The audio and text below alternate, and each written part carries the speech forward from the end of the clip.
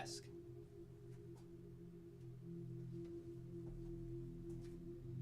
So I left the lid on, or lid off. This guy here is like totally dry. This is gonna be.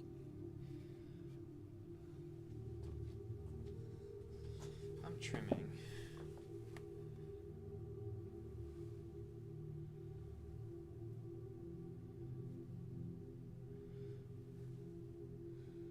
Maybe this will be okay. But this is like.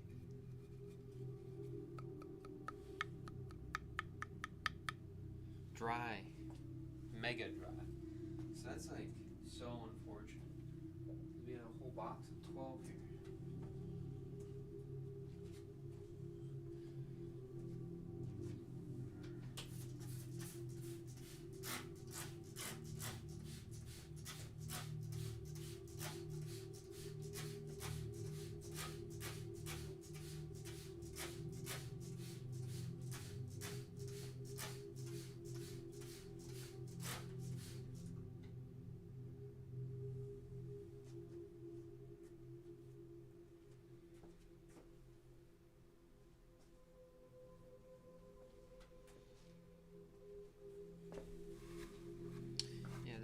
Dramatic lighting is two things. It's me wanting to do something, and then also like I blew out a fuse thing in here,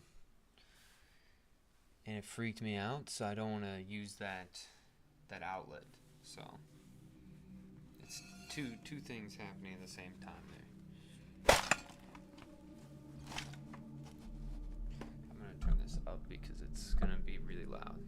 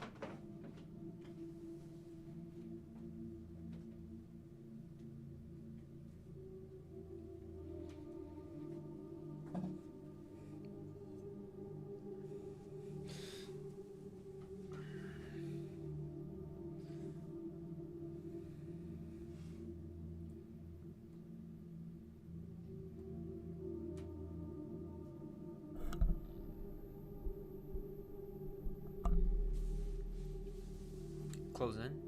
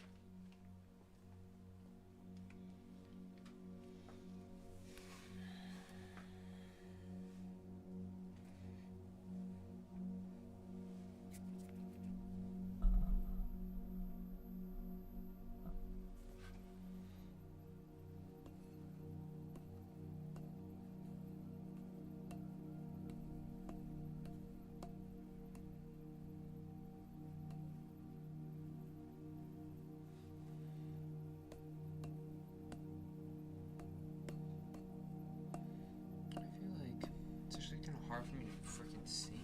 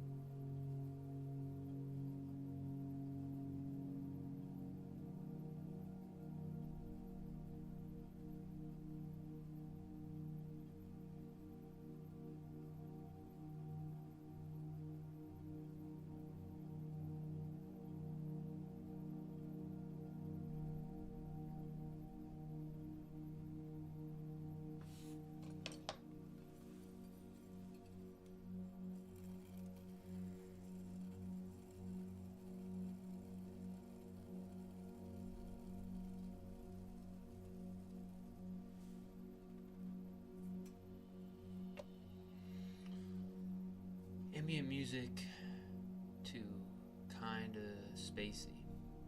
Stumbled upon some video game music recently. This reminds me of it. Citizen Sleeper, it's called. Interesting. What are you doing right now? Looks like you're just feeling it. I was just waiting for my tools to dissolve all the dry clay that was on them.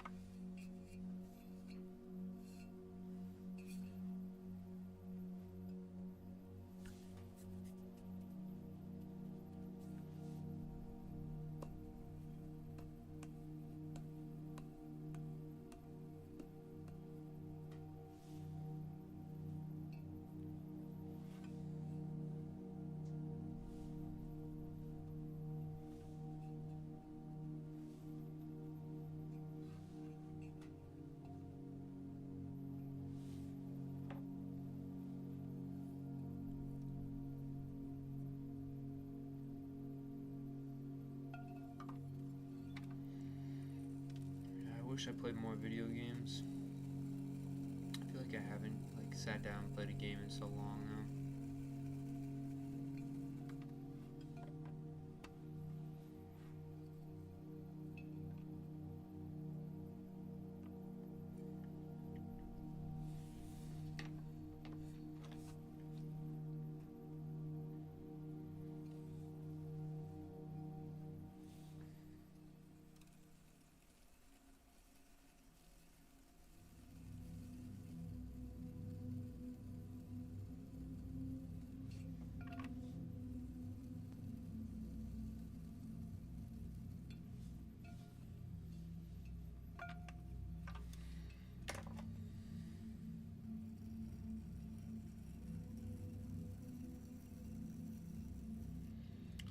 After you make a piece, how do you make it solid? I just let it dry in the air. I don't fire a lot of this stuff right now, so it's not usable.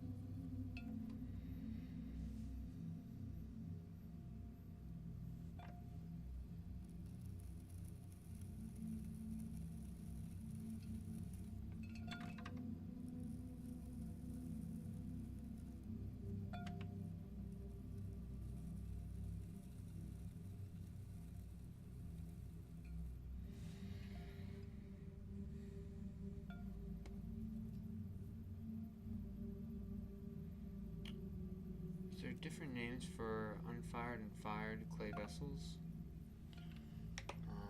After the clay's been fired, it's sintered, right? So it won't go back to liquid form, right? So sintering, and then before, for some reason they call it greenware. Like it's green, it's like fresh, I guess. I don't know. There's probably some origin to the name.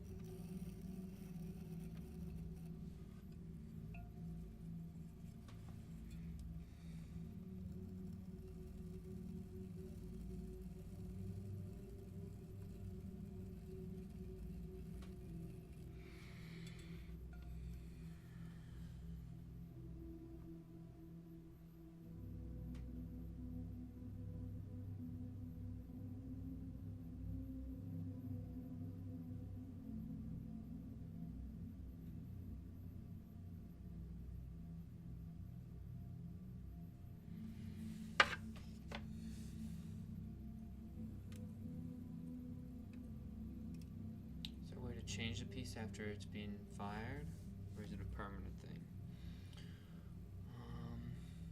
Changed, I don't know what you mean by changed, right? Like manipulate the form like how you could before? No. But like change, like add things, you can glaze things together. Like glaze glue things. So you have some, you can always add like random things to it, you know? But not the same as what I'm doing like now, right? Like it's like pliable. Okay, so here's one of them, the cup, nice.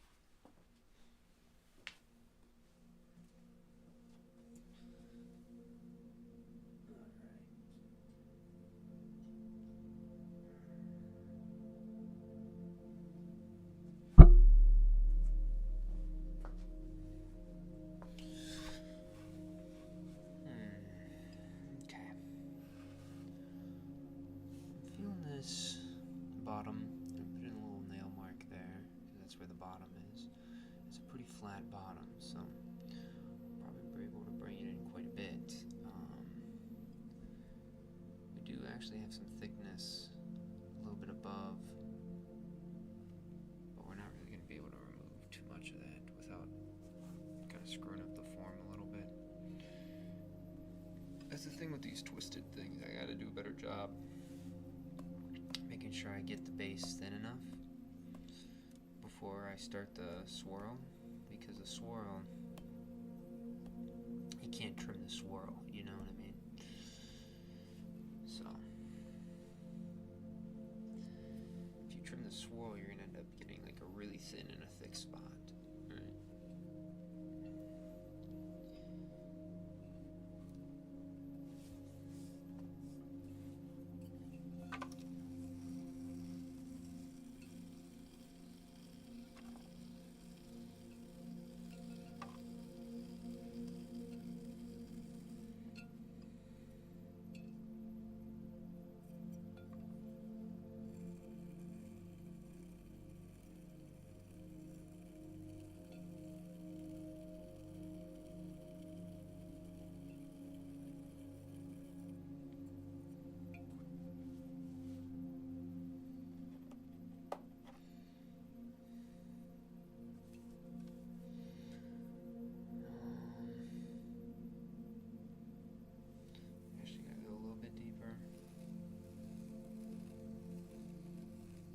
See how having that swirl start so low kind of prevents me from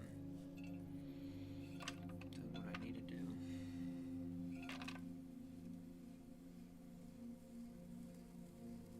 To get it all nice and even. This foot isn't even either, so we gotta.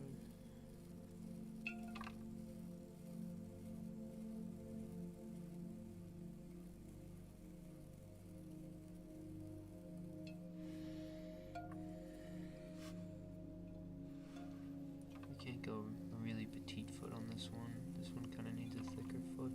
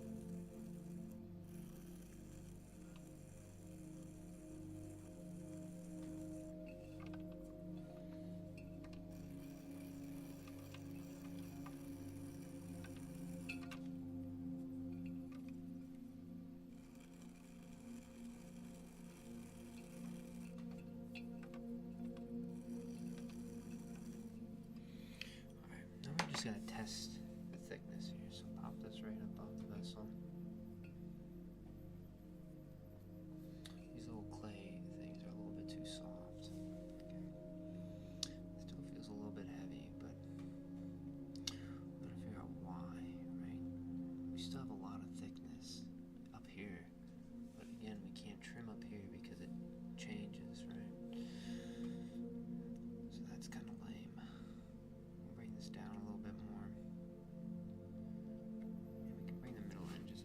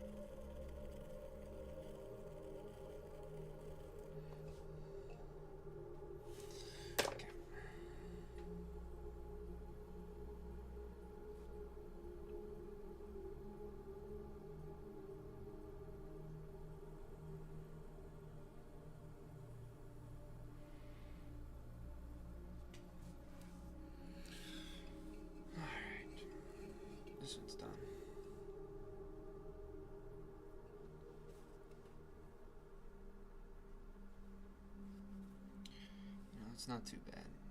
Another problem is when we have like the soft clay. The soft clay likes to actually like stick to the vessel if it's a similar wetness, you know. So sometimes it's nice to have a harder clay to push down at the bottom, but we currently don't have that. Oh, oh, God, that was so loud.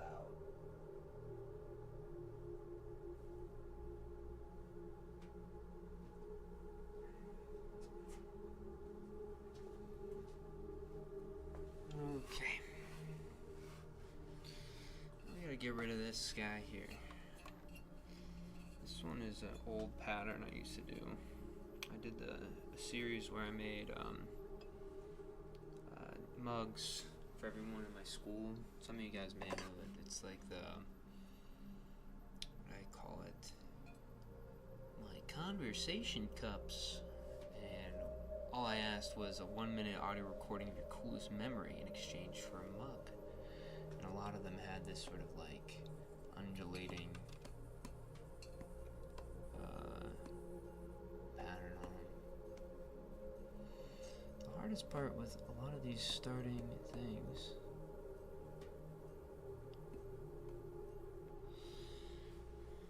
if I don't do a good job cutting it off, it's hard to tell where's my center line.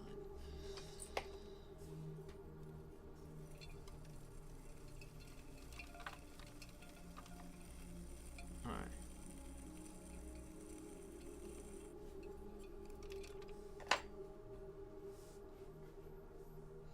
At the bottom, nail mark, nail mark, nail mark.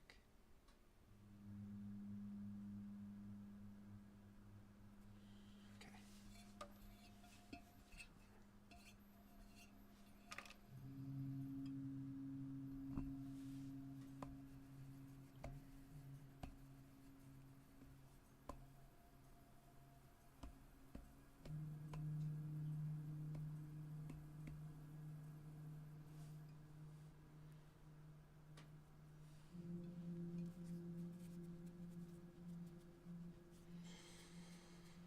Alrighty. Boop, boop. Put these down there.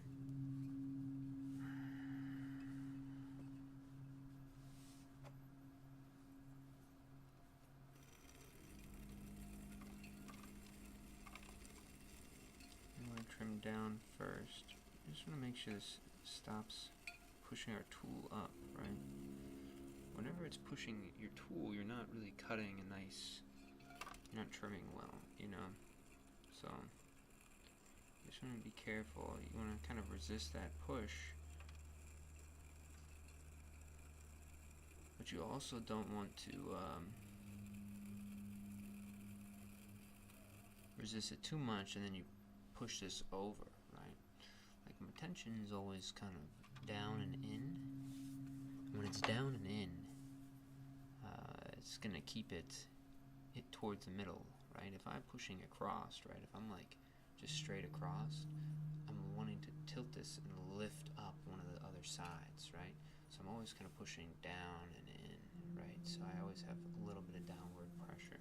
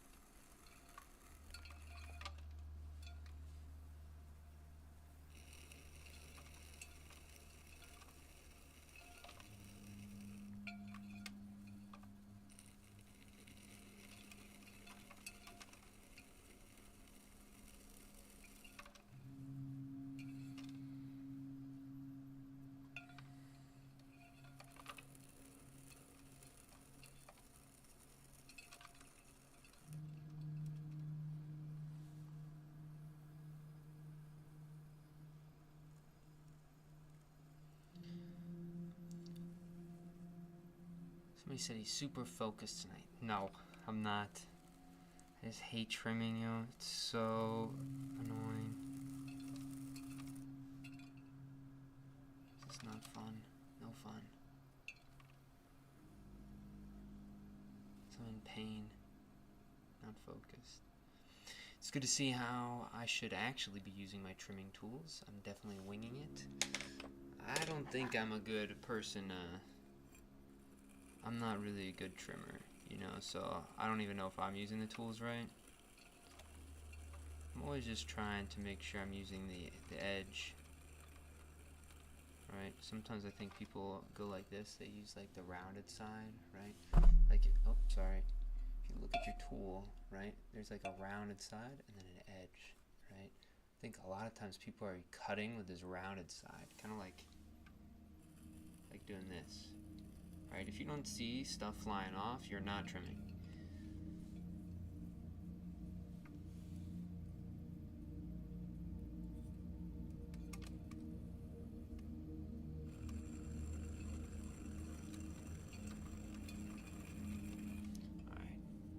Some of this stuff is going okay. Another feeling I'm not with the pottery. I'm a green wood carver. I use knives and axes. Imagine winging it is like for me. I feel like the only difference with that is if you wing it wrong, you get an axe in your thumb. Like if we ring it, or what's that word? If we wing it wrong, then we just go through a vessel, right? You lose a fingertip, we lose one random chunk of clay.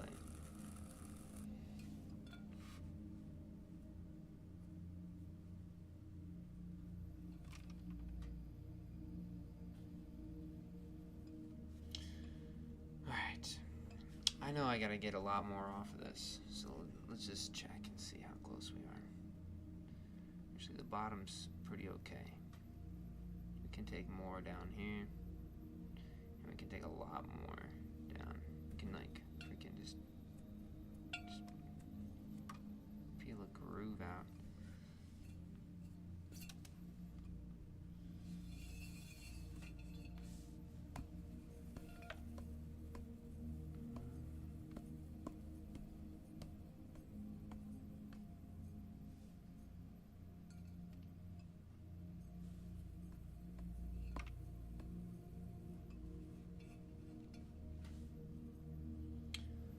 The more tools I have, the more stressed out I am.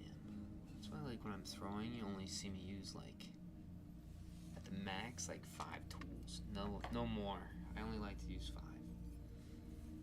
I think when I have, like, a whole box full of tools, I get stressed.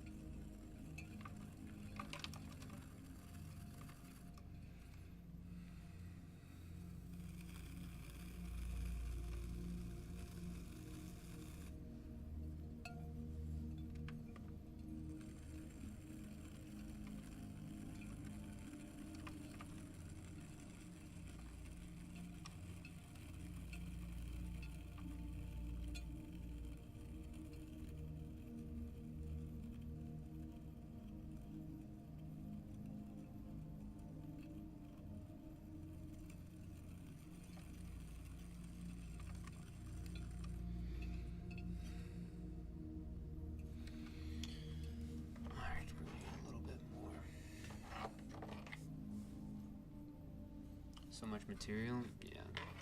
There's a lot on there.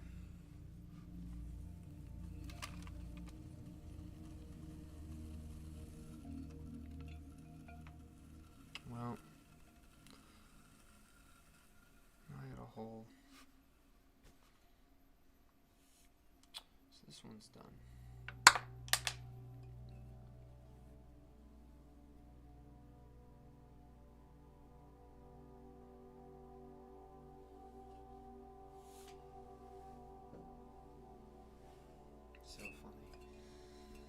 Alright. That was a waste of 7 minutes.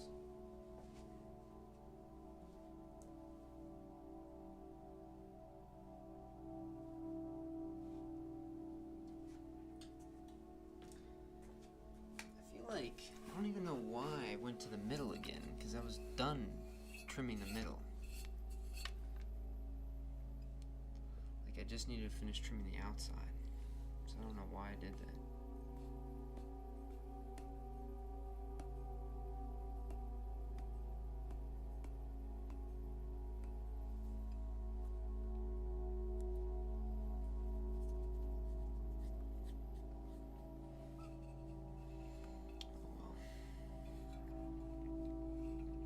So out of this batch, I guess I made like 60 cups.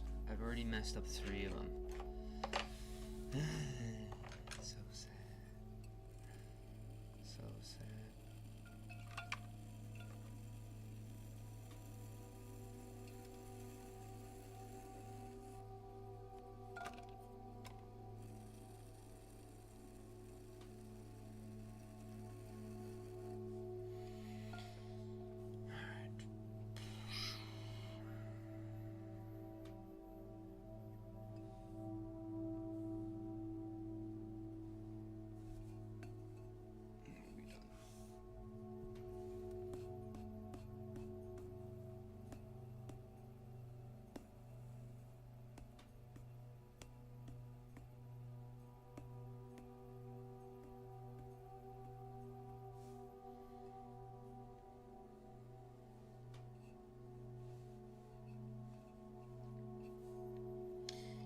Days without destroying a vessel sign in the background that mostly shows 0. I feel like I destroy a lot of my vessels though. It would probably always say like at least 1 destroyed a day.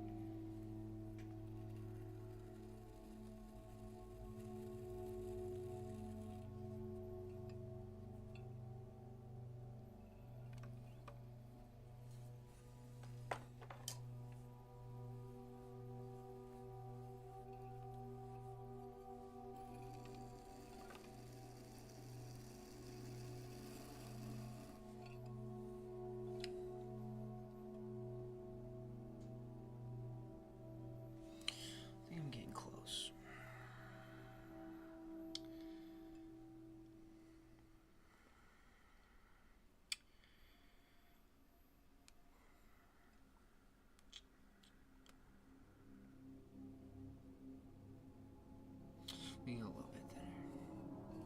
Famous last words.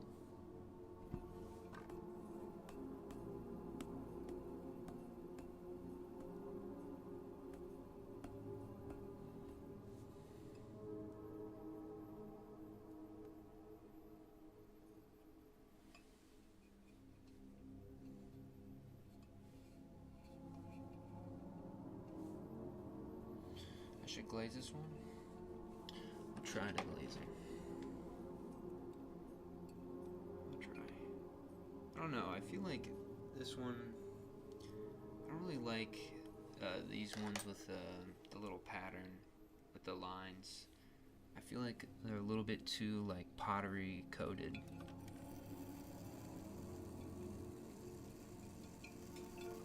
I think I enjoy the form rather than the surface of this object.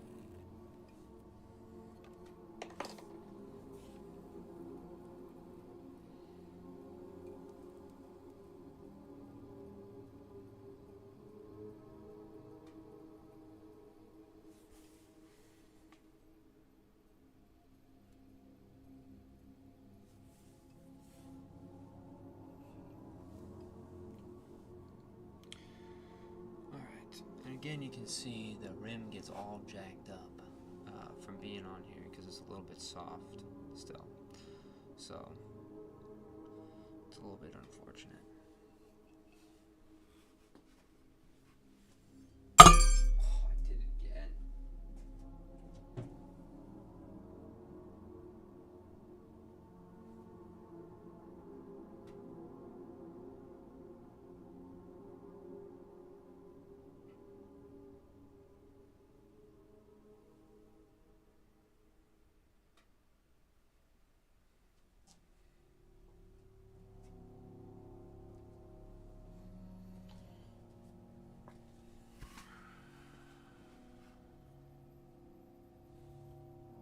I think my upstairs neighbor, I think he's gaming right now, so I think he has headsets on.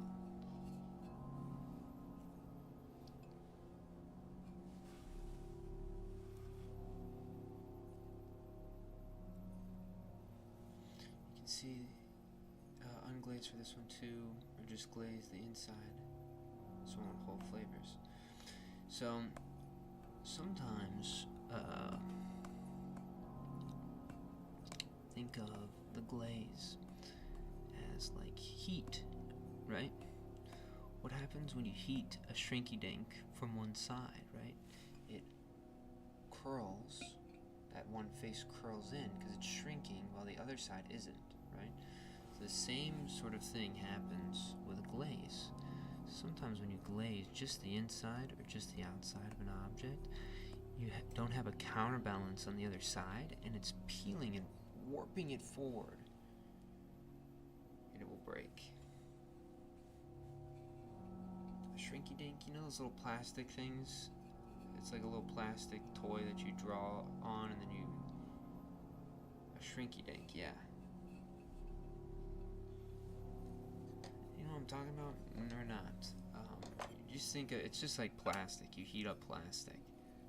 Yeah. So, sometimes it's actually bad to glaze. If the thermal expansion rate of the glaze is very different than the thermal expansion rate of your clay body, then it can cause some problems. I've even had some pots get ripped apart from the glaze. You ever heard about that? I feel like that's like a common toy in like the... I feel like it was like a 90s trend.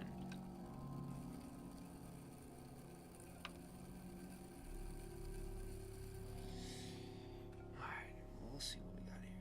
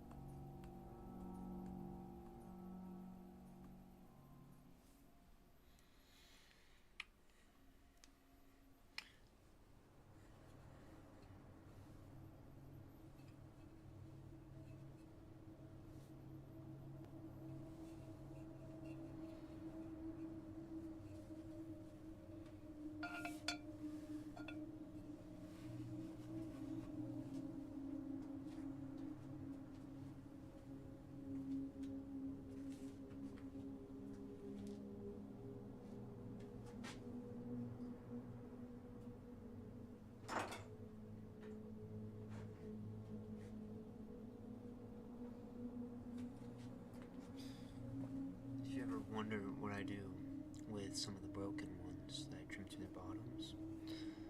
Put a hole in them, and I turn them into lamps.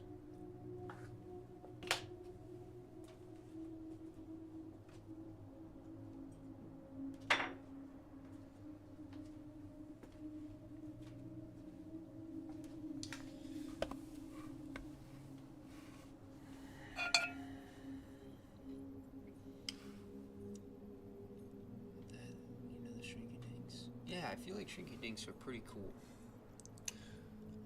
I remember those from the 90s. How long have you been doing pottery, Pottery Demon? I've been doing pottery for 6 years now. David says, Buongiorno. When katanas are heat treated, only the edge is hardened, so a lot of the blade's curve forms at the moment that the blade is quenched because of the differential shrinking. That's probably the same exact, well, very similar to ceramics.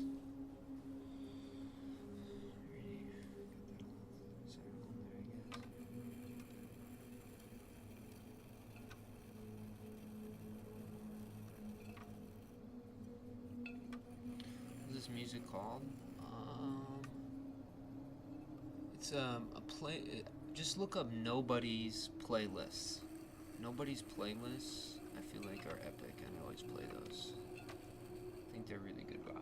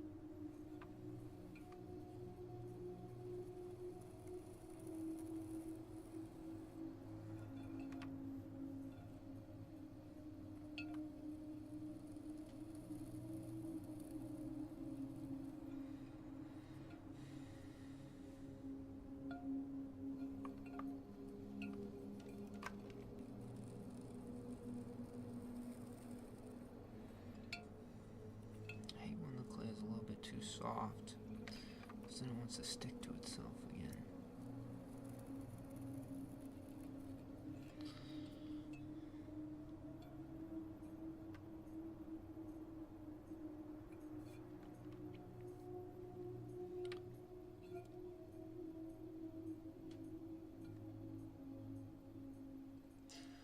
This playlist is called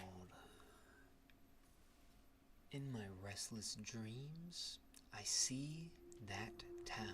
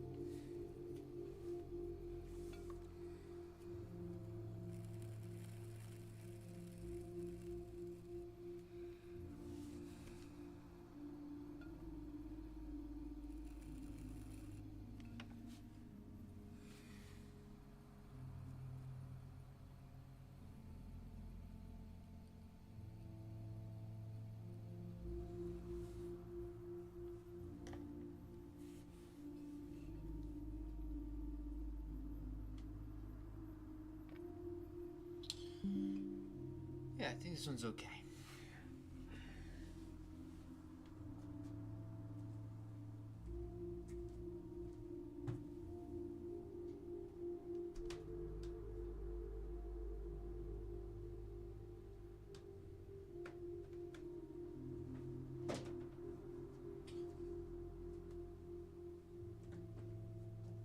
Desk.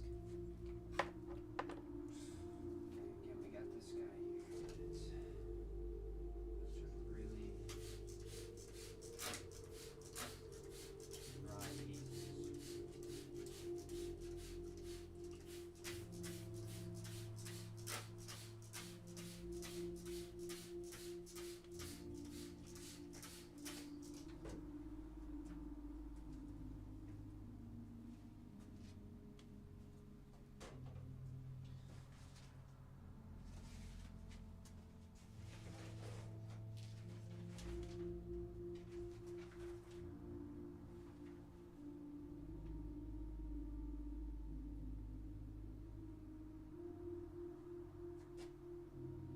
This one would be a good one to trim.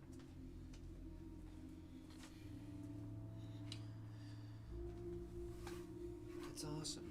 You're so talented. I only started a year and a half ago, but I'm definitely addicted. That's awesome. I think, what was I doing when I was a year and a half in? Year and a half. I was really into, I think in a year and a half, I was at the place I was at, I was exposed to a gas kiln, and I really liked the gas kiln. It was awesome.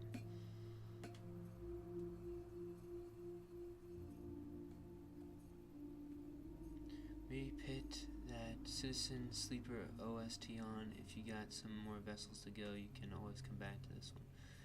Yeah, I mean, this one, how much more time? I can't imagine this one's gonna go on for much longer. I'll put that on right after. How's that sound?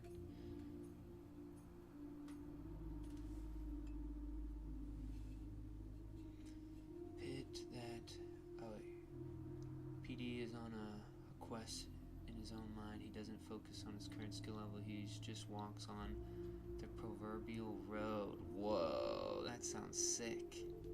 He's always has a ton of respect for me for that. Oh, dang, that word, proverbial road, that's crazy.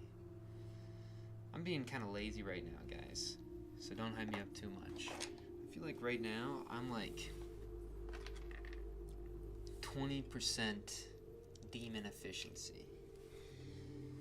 Yeah, right now I'm on my lazy bones mindset.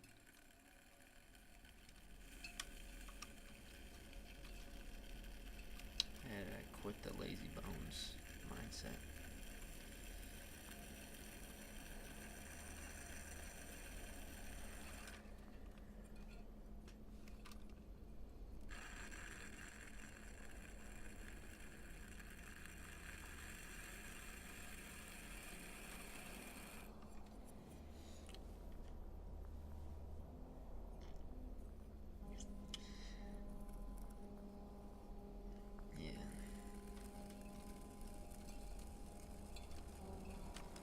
I just have a bad mental these days. I gotta get a good mental again.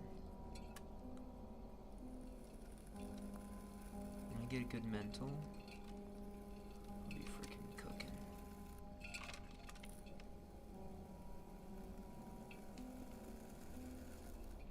Man, this clay right here, this is at like a little bit harder than perfect. Boy, does it feel good to trim. Just like a dream.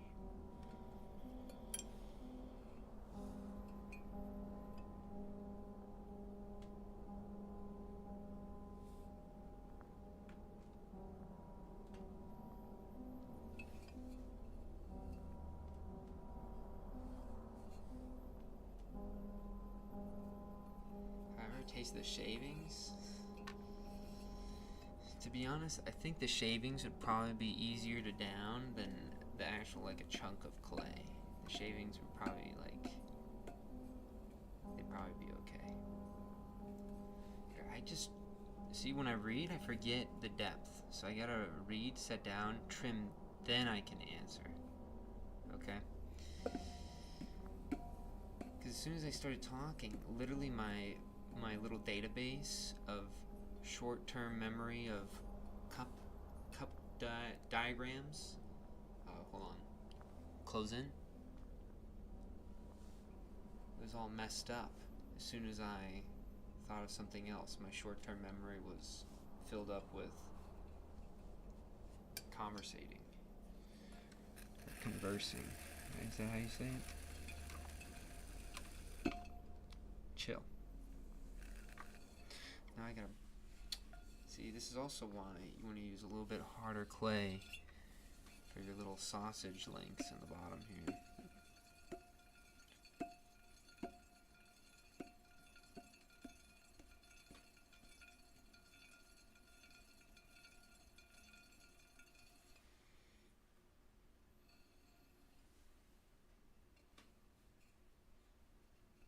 One day you'll write a book titled Zen and the Art of Trimming. I hope not. I hope I write a book called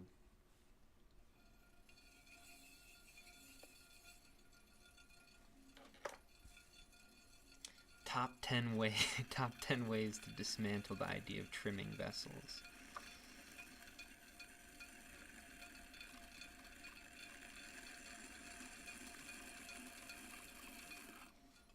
That's what I'd want to write. Absolutely, the clay seems to know as well. I find where you're at mentally.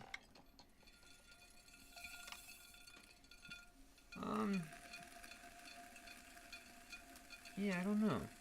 I feel like it's not like a mental roadblock for like forms. It's just I'm being lazy. I'm just being a lazy bones. I'm so lazy. I feel like compared to how aggressive I was this time last year, just makes me feel bad whenever I think about that. Stop. He's trying to jump up at me. This is one that you would water seal.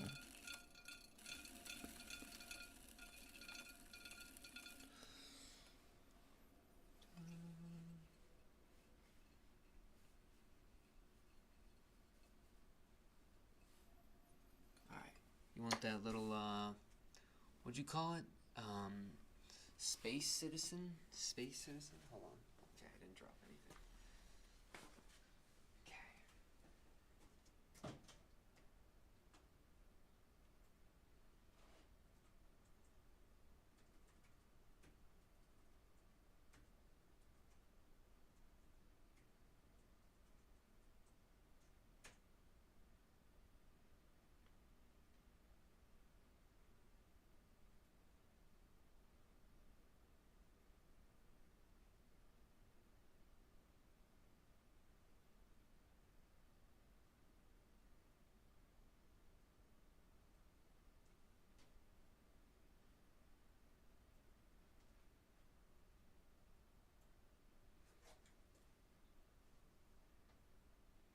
Citizen sleeper. Ah.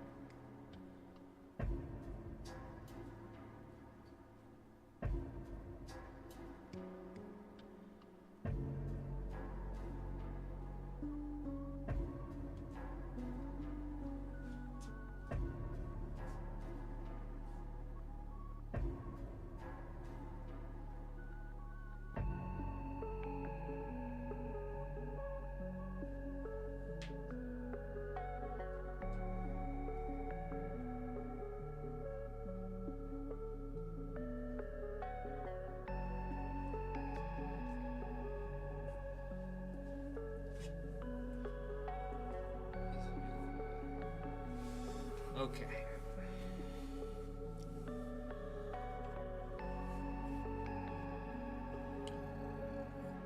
Sounds like to get his supervisory position. Supervisory position? What does that even mean? Potentially better title, Dr. Strangefoot and How I Learned to Stop Worrying and I Love the Trim. You really... We should start like book beef, like book, you know how like there's like rap beefs, and then there's like people like, what is a authors have beefs too, right? Like, that's what I'm wondering is like maybe we start a book beef where you're like make books all about why you love trimming and why trimming is the best, and I just make hater novels, you know.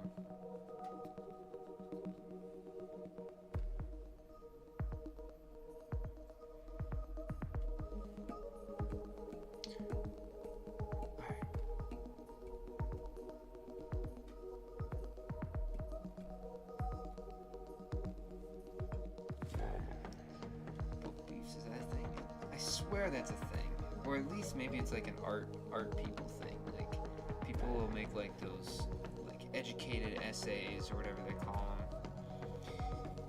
and then like all the art folk in the world are like, oh my gosh, you're talking about grids or semiotics with Susan Sontag. Oh my gosh. You have like the people who hate on this stuff, and then you have the people who like will reference that stuff, and then it gets perpetuated for so long where everybody thinks that music is a bit too loud. Okay.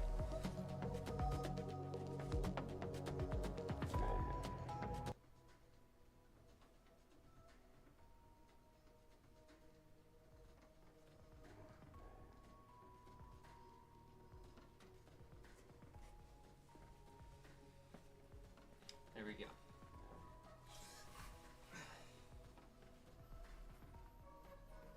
It's okay now.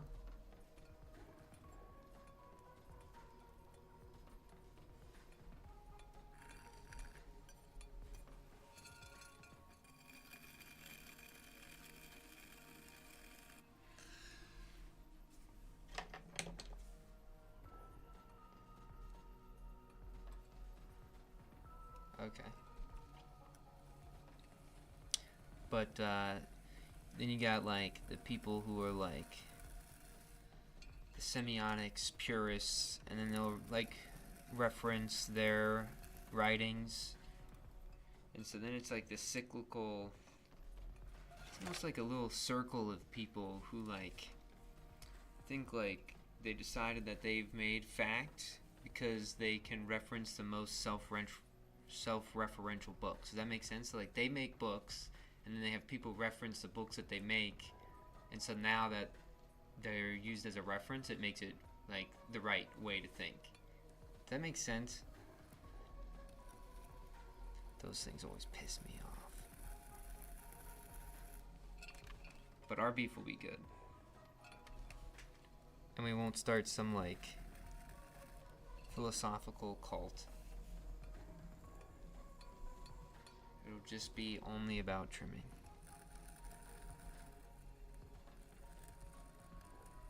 Okay.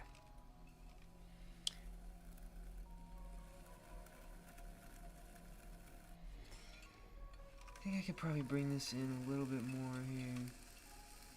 And we're going to do a quick test.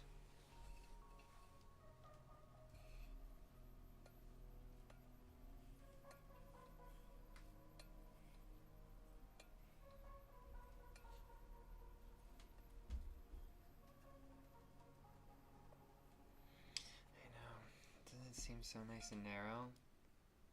Hello. I wish I could go more narrow than this, but I think this is the max. I like when it's like it's wearing heels or something, you know, or it's like on wearing ballerina shoes on the toes.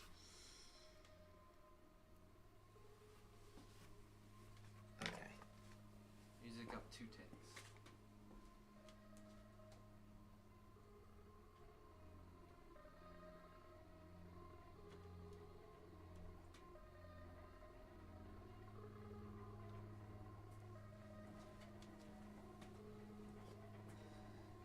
Here we go.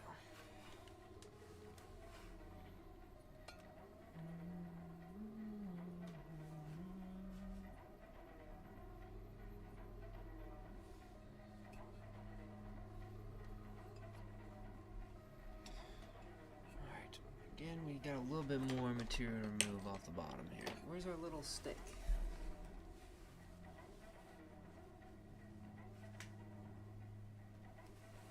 Oh.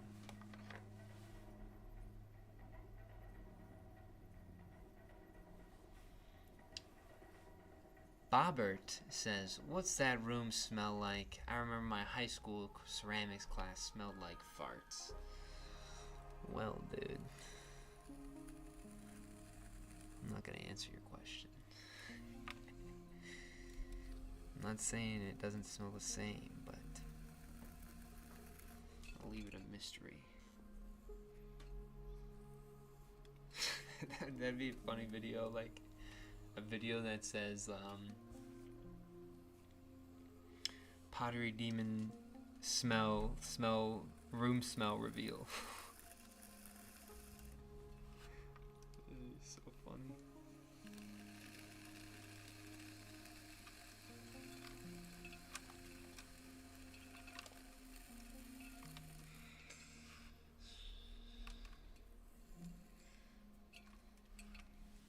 Confirmed farts. It's so funny, dude. I try not to smell when I'm in this room, actually. Like, I'm always like small little breaths, never big deep breaths. And I try not to stomp around. I try to be pretty light on my feet. It's because once these trimmings dry, they're right under my feet sometimes, right? So then they get smashed. That's not good. Oh, wait a second. This is... I feel like we can do a little bit more. Come on, we can do like... do a little bit more right there. And then we're good. I was trying to find this song from my childhood that I remember, but I couldn't find it, and it was really making me upset. And I remember I found it recently, and then I forgot it again.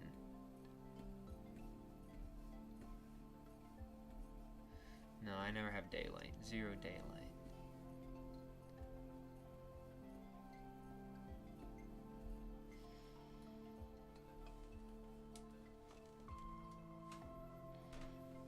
We were talking about that yesterday, right? Or the day before. That's why I'm so deficient in my vitamin D.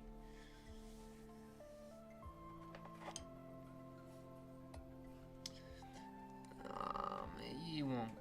I can guarantee you guys won't find it. It's called like steam train, steam powered train, steam house, or steam something. And I remember the logo, the album was blue with white on it. And I remember the song kind of went like dun, dun, dun, dun, dun, dun. I think something like that. And it was released in like, it's gotta be like 2005 song. It's okay. I'd rather you guys just chill out than have to find a forgotten memory for me, you know? I'll figure it out one of these days on like Shazam or something.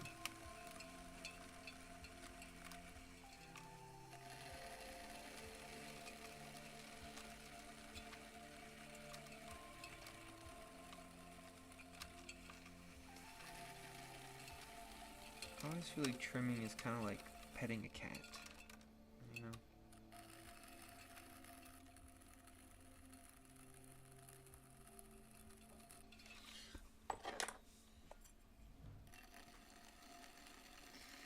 It's okay. I don't know why I found it. I think like this was like early App Store.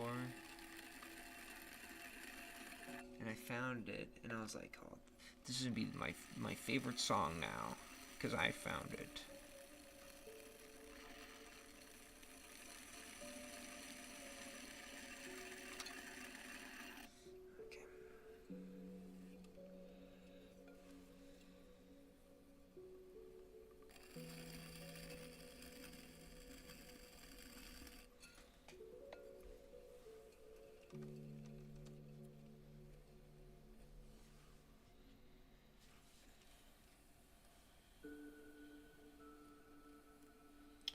Maybe put some plants like lavender in the shop.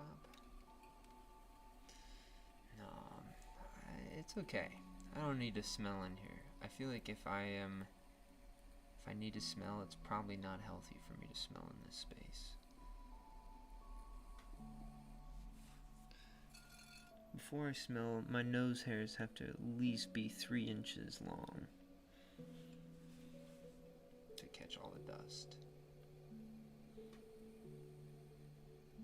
Okay. Bing. Weight feels nice. Foot tall, foot narrow.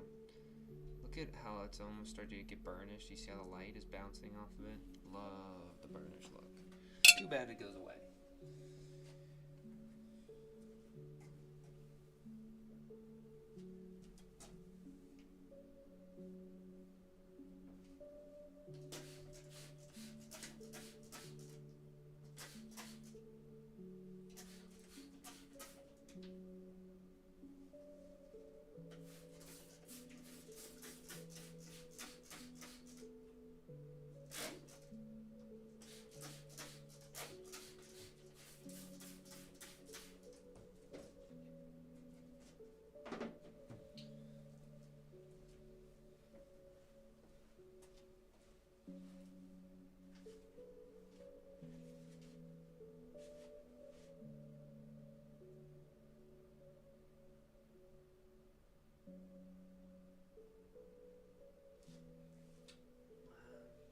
Some of these are like perfect trimming consistency.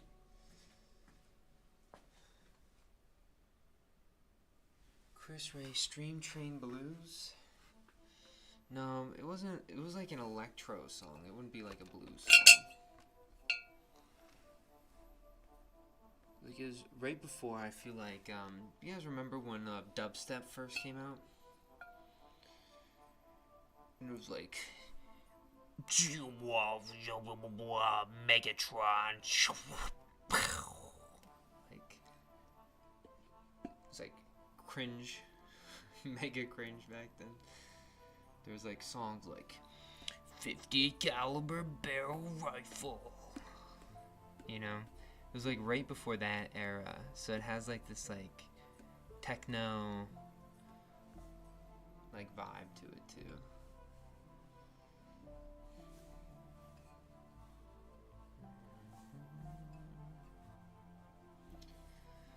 It's okay. One day I'll find it, I'll show it to you guys. Once I find it, we'll do a stream that's dedicated to that song, where that's the only song we'll listen to the whole time. And trust me, it's like, this song is so obnoxious. There's no lyrics. There's no lyrics, it's just sounds. When I was a kid, I hated lyrics in songs.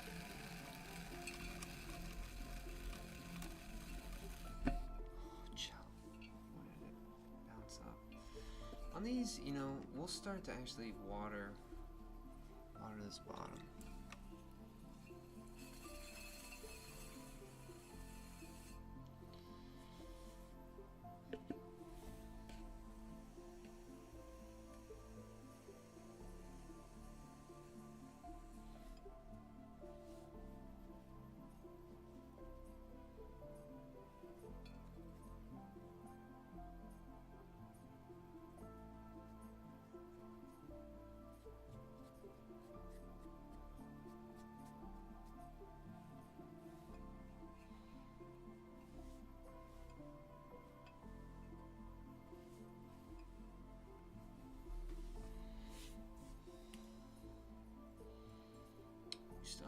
bit more to trim, guys. I think we'll have one more day of trimming after this. Just so depressing.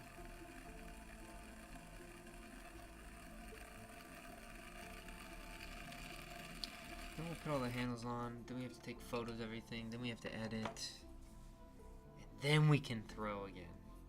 So next week we can throw again. And I'll be so happy.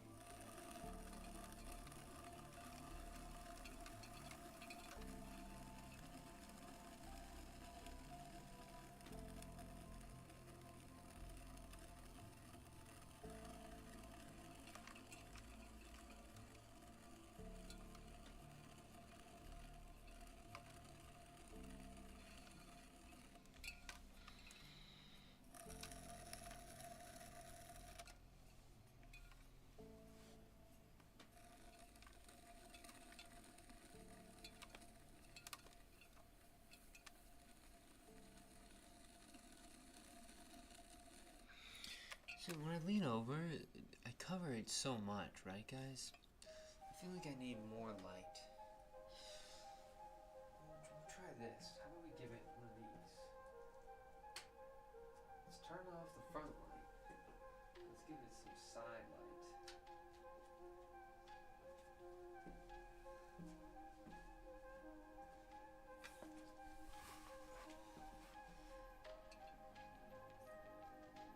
Yeah, a little bit better. When I you guys can still see it, right? I think this looks way better. Okay.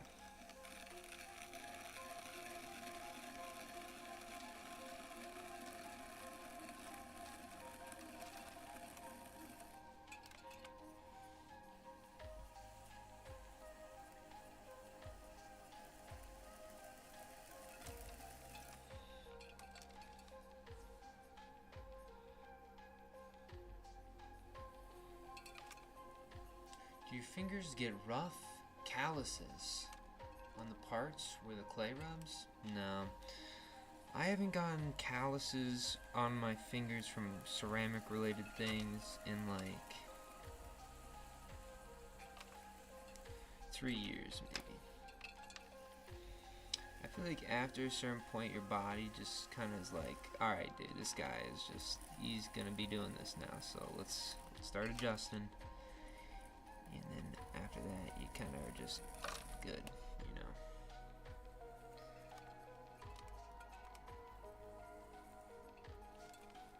Okay.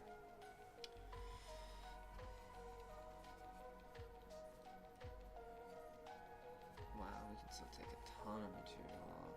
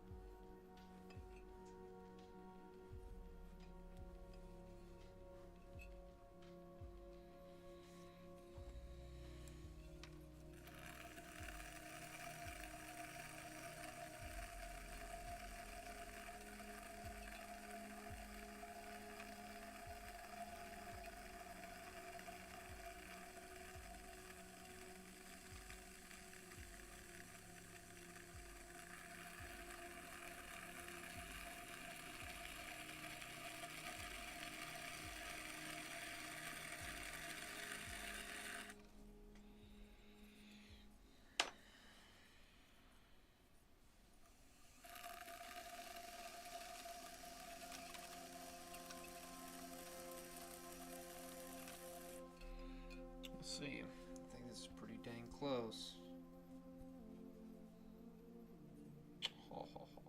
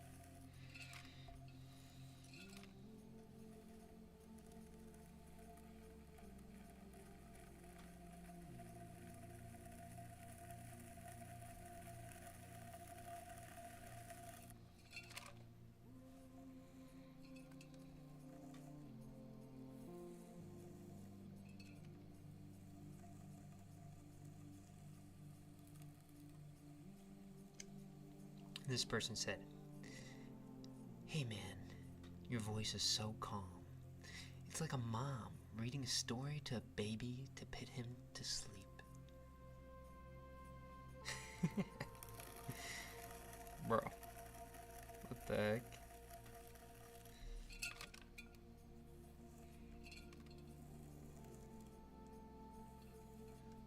I'm not your pottery mom.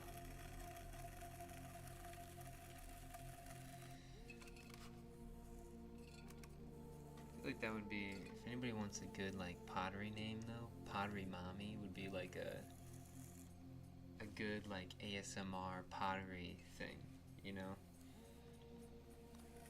Like I can imagine it's like some lady who does like what's it called? Pottery throwing ASMR.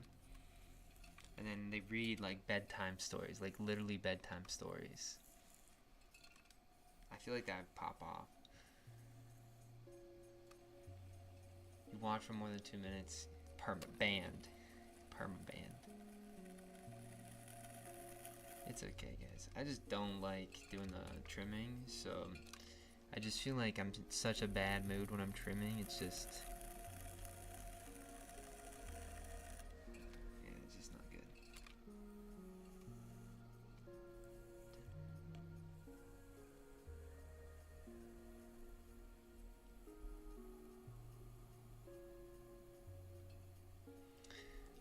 It's so interesting that it gives you guys the calm dopamine thing.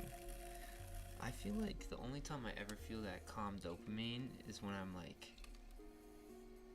like looping an edited thing that I'm working on, right? Like if I'm working on an edit, like I'll just sit there and like loop the thing and try to find like little discrepancies I don't like, and that's where I get my dopamine calm from. Is that even a thing? Isn't dopamine not the calming thing?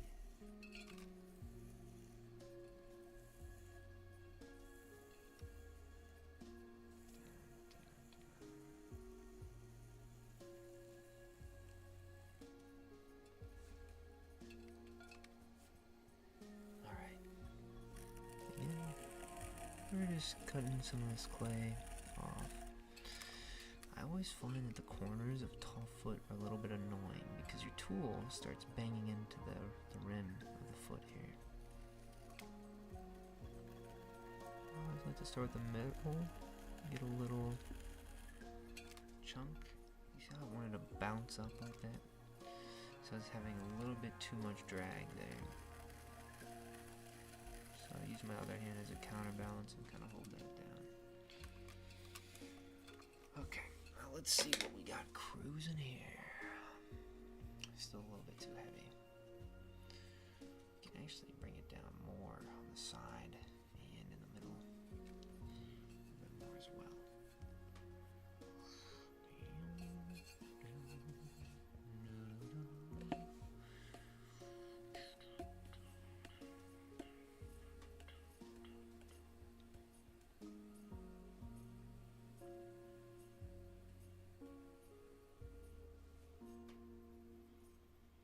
So you guys see how that rim is a little bit uneven? So we'll be able to slowly trim off that top. Maybe it's ADHD. Usually I feel the same way you feel. All about being calm? Like when you edit, like one of your things? I don't know, sometimes I feel like the only time I really feel calm is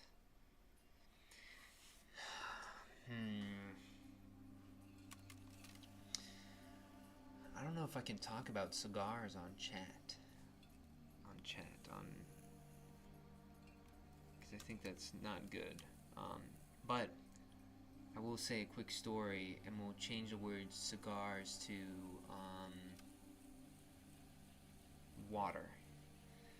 So I was having a water after I graduated, from school, and I would just sit out, have a cup of coffee and a water, and I sat on a little concrete slab next to the woods, and it was a calm night, And there was something about just like having a water and a coffee that was like really chill. It's kind of like a popular thing, I think, in America to have a water after you graduate.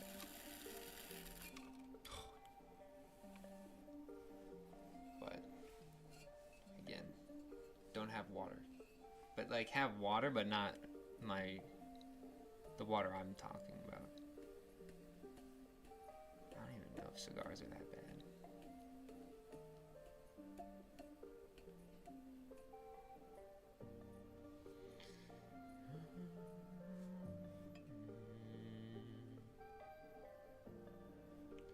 Repetitive action? Oh, yes. Yeah. Repetitive action does it. But sometimes you gotta be careful.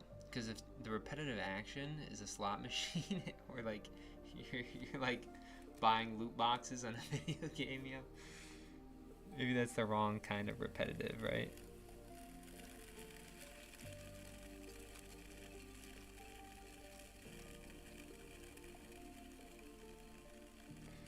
Okay.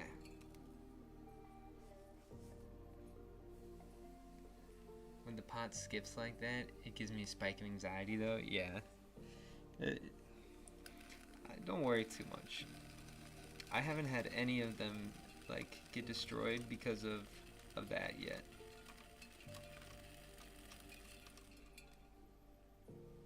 So I think we'll be okay.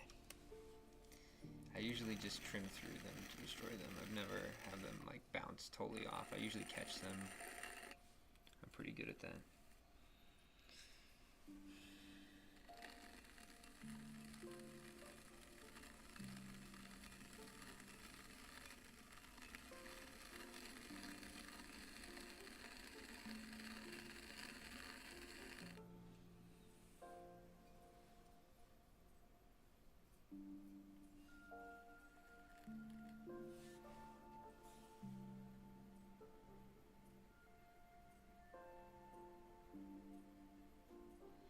Dopamine is the reward transmitter and serotonin is the happiness transmitter.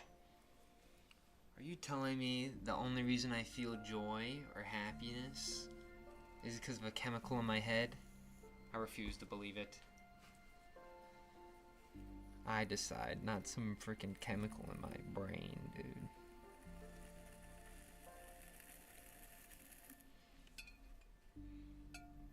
I refuse to let dopamine control me.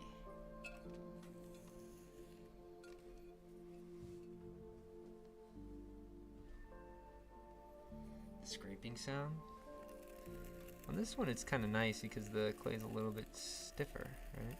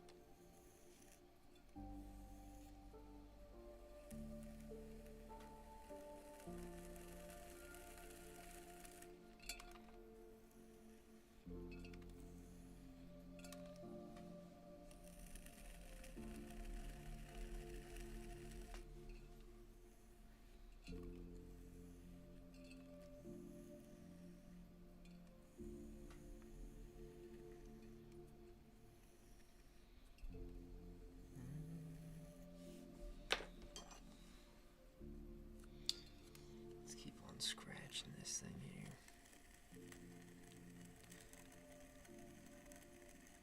I really like some of these little coils that I can see on the inside here. Anyway, we're gonna slowly walk this up the rest of this vessel.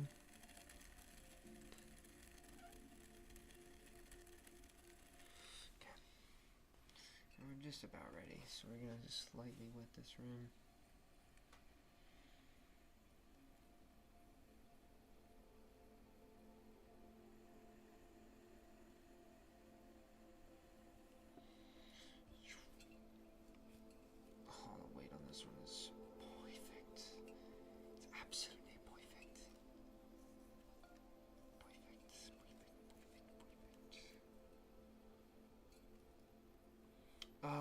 wait, but we didn't smooth out the foot. The foot is all uneven from the outside.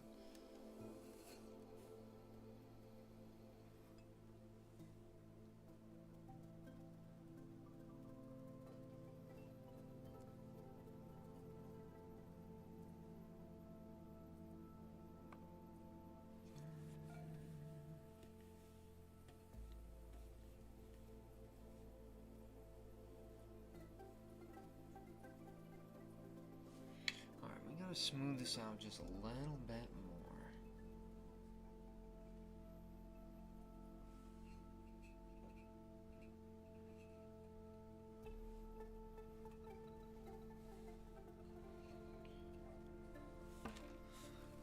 Is this still soft? Okay, that's fine.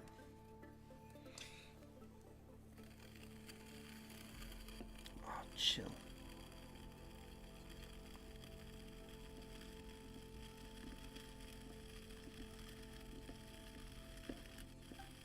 It sounds so putrid. That sound is just like not a great sound.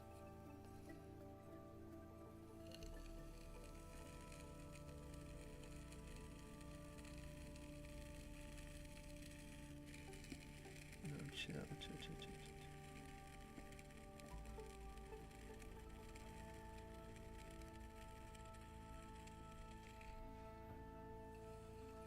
I think that's enough.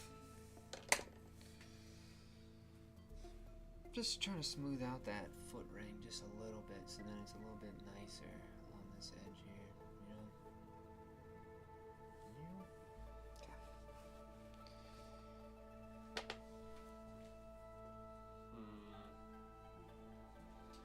Where is... we'll start moving some of these guys and this other men over here. So I'll spray that stuff and then I'll be close to...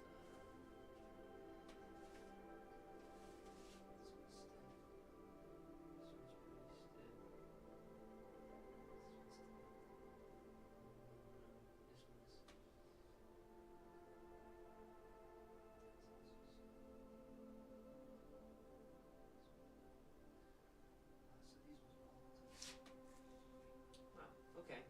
Well, we gotta start cruising, guys.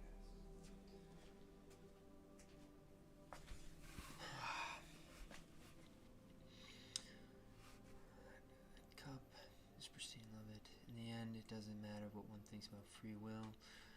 Recognize that we have processes that are hard to overcome or futile. Brace against that very valuable. What are you guys even talking about? Hold on. Isn't sarcastic when he said that? I think most people think something in between acknowledging the body process, still feeling free will. Oh, you guys, I don't even know. I just think, like, who's this guy named Dopamine that's living in the brain that wants to freaking control how I feel, you know? Sorry, Mr. Dopamine. I don't like you.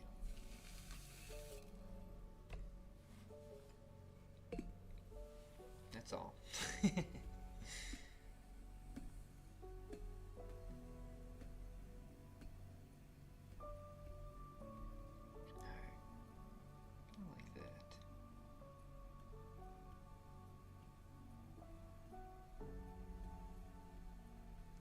Wait, it's me who controls dopamine? Okay.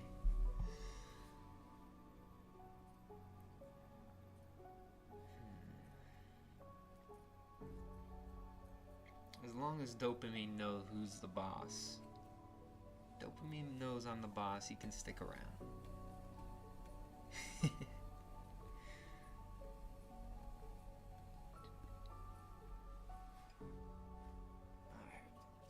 Like that little pot? Yeah, I think that one was kind of nice. There was something that was... Did I do that again? I did. Oh. That's the problem with this wheel not being so dirty. It wants to move at every given chance.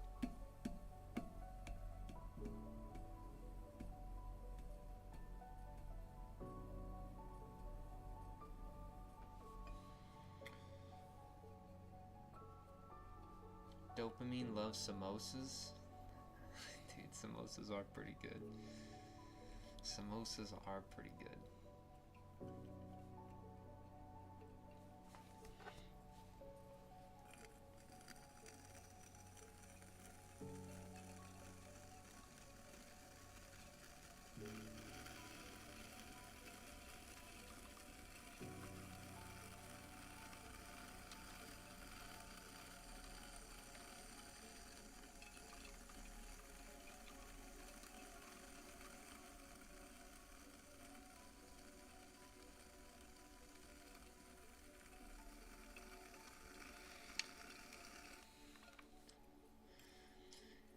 Okay, I've gotta go.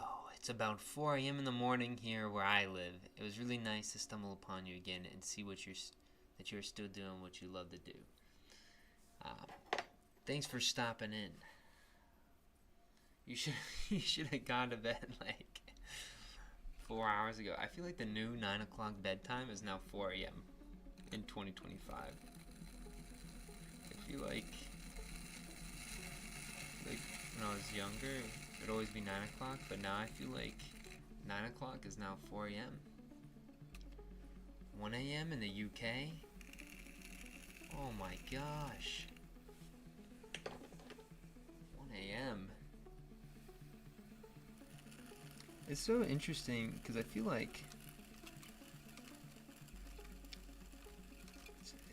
I don't know if you guys feel the same, but I feel like I get more stuff done later at night.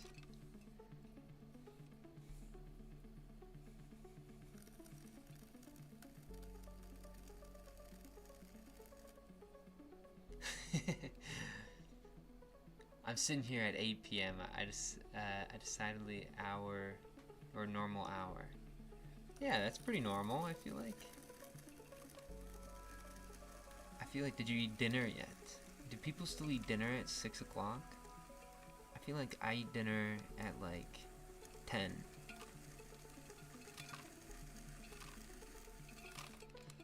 I usually got that 10 o'clock dinner.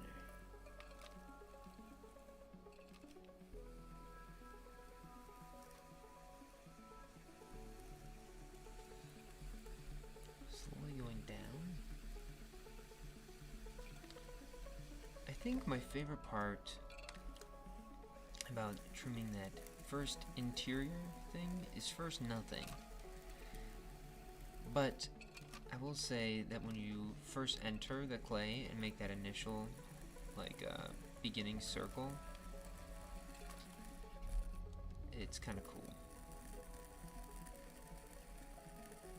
That doesn't mean I like it.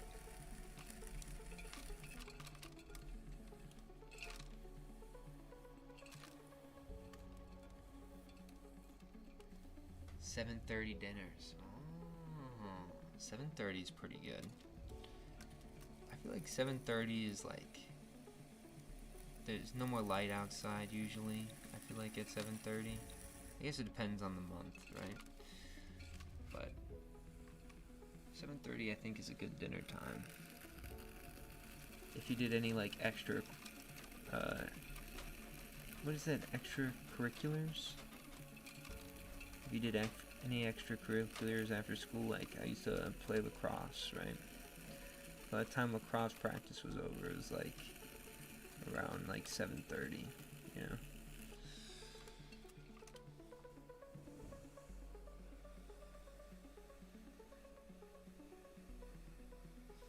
It's okay. To be honest, you guys don't have to like the stream. it's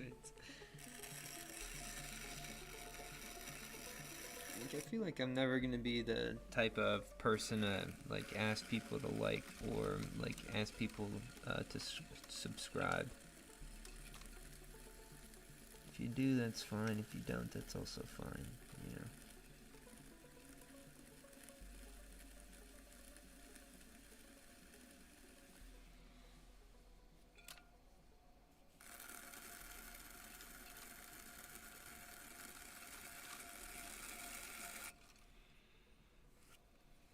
Alright, we can go quite a bit deeper on this middle.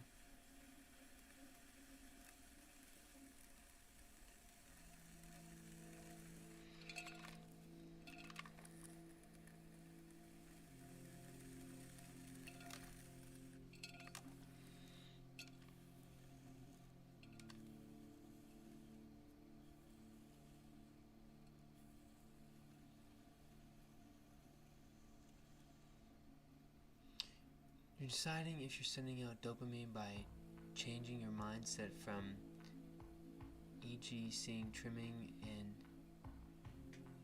you're using so many words I don't really understand. Alright, hold on.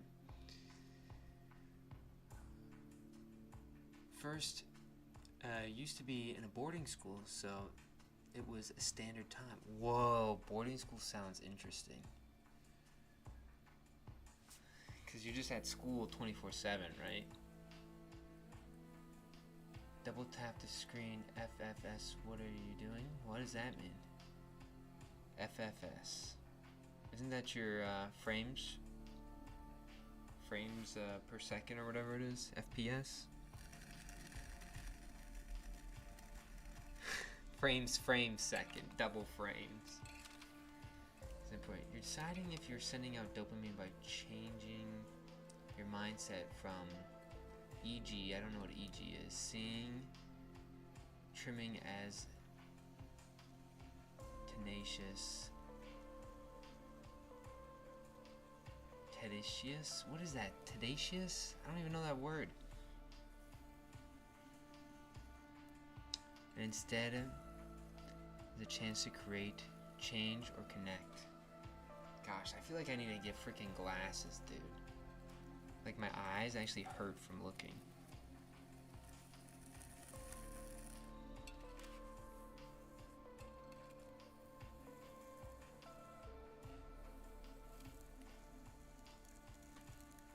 I still don't really understand what the...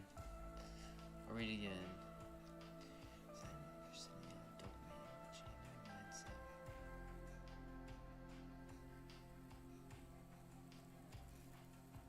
Oh, like you're saying that I gotta change my mindset. Yeah, I mean, I don't know. I just don't like the trimming. I don't think I gotta change it. I think it's good for me to not like things. I'll be damned before I ask someone to like or subscribe. I saw you making a tree like 8 months ago and subscribed because I found it was cool, but I only started watching regularly recently. Oh. Saturday school day? No. Alright. Can we see the chess pieces you've made previously? Yeah, actually, you can see. I'll show you the. Do I have the bishop? I like the bishop.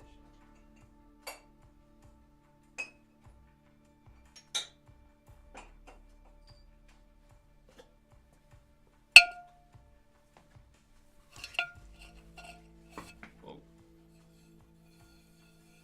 There he is, little bishop.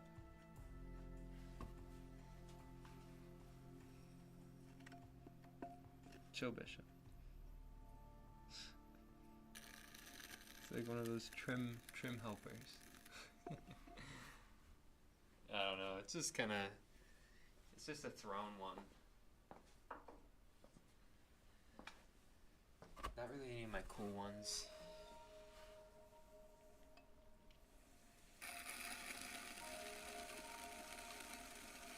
I wanted to show you guys the lamp I made, but like I said earlier, it blew the fuse in here and it was like freaking me out. So now I was like, alright, I'm not gonna. I think I wired it wrong. It literally like exploded.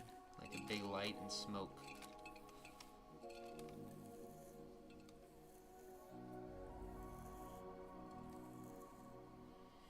Make a complete set.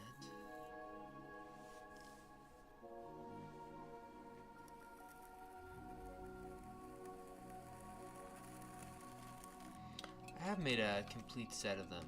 I made a bunch of horses and then the rooks. The pawns have little marbles in them. The pawns are cringe. Look at the pawns. So I made like a little bowl and I just hot glued a marble in it. So it's not even ceramic really. It's like 70% ceramic.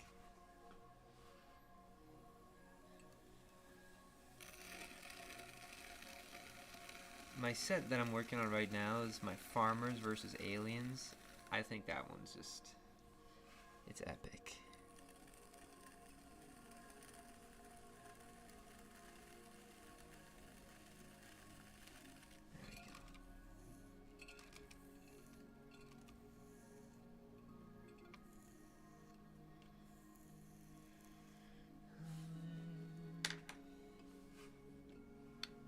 Oh, we still have so much heaviness. It's so...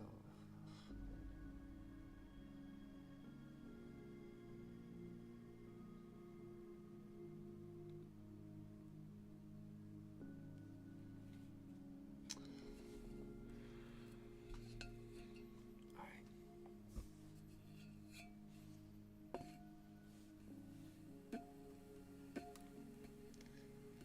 You guys still talking about the... Is it tenacious? Like, when I hear that, I feel like it would be said tenacious. But it looks like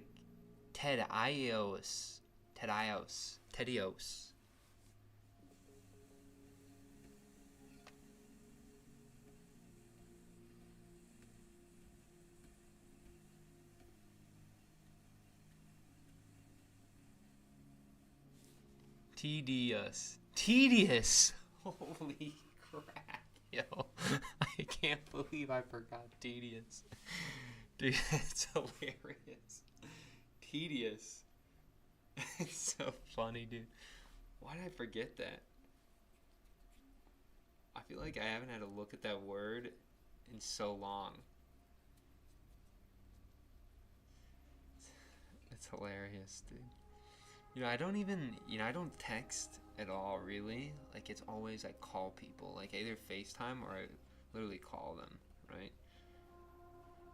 FaceTime on the iPad or random call from my dumb phone, you know? Never text.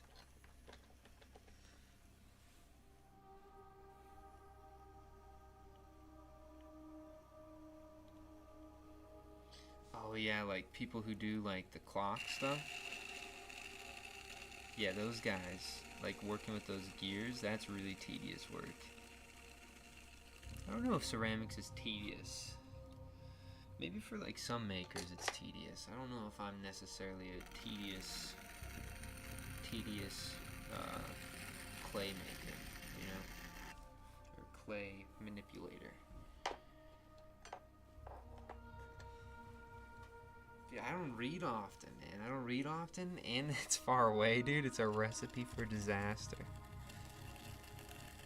I feel like that's gonna be what happens next. Is that clip right there is gonna be the next, like, PD eats clay, you know?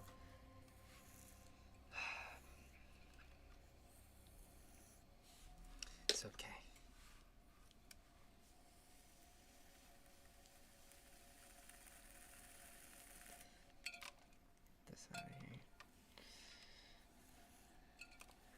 I like the way you guys said it. TD us.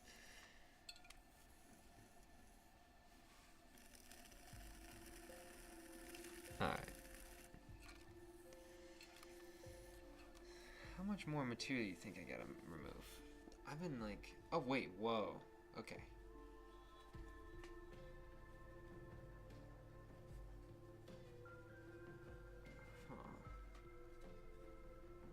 You can move a little bit more, but not a lot more.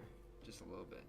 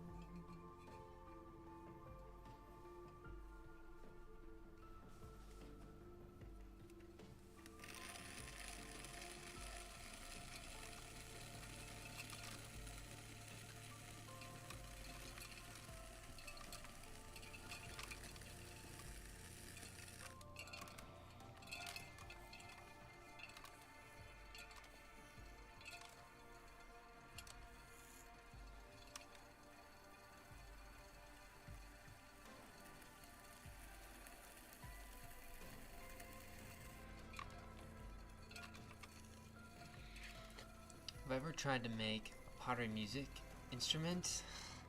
Of course I have. I love my water whistles. I love my normal whistles. I love my ocarinas. I love my drums, my udu drums. I love my I'm making like a xylophone thingy right now for the mallets I got. No, you don't be sorry. You're fine. Those are my favorite. I like making instruments. I like them a lot more than making cups, I think.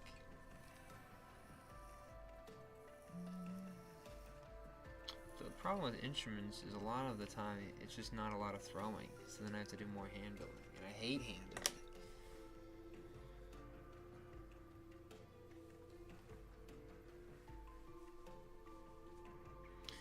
Do you know the YouTuber Peter Draws? His videos have the same calming feeling that yours do. I do not know Peter Draws. I'm assuming he draws and his name is Peter.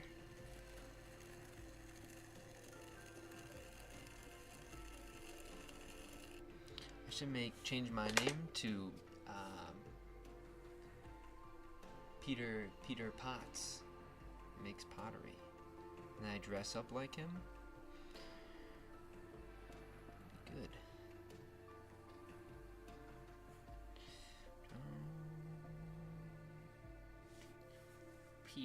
Peter, in my mind, wears glasses, wears either polos or graphic tees.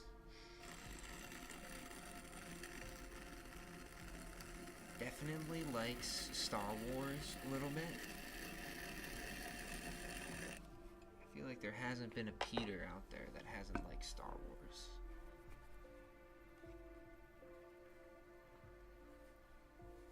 I think this is okay.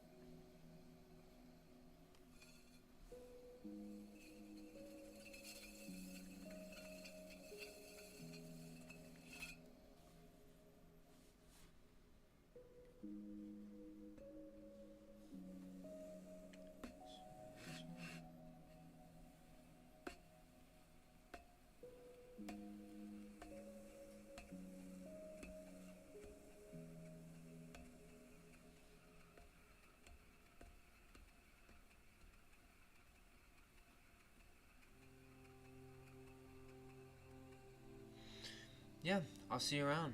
Thanks for stopping in.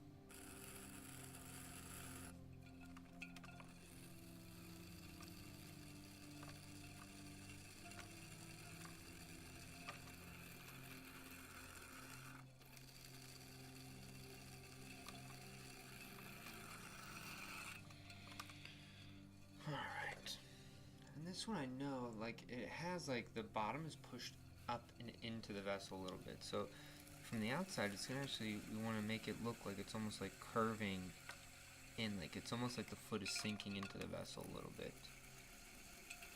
Or maybe it's like you know how a mushroom kind of will fold underneath a little bit before it has a stem? It's kind of like that.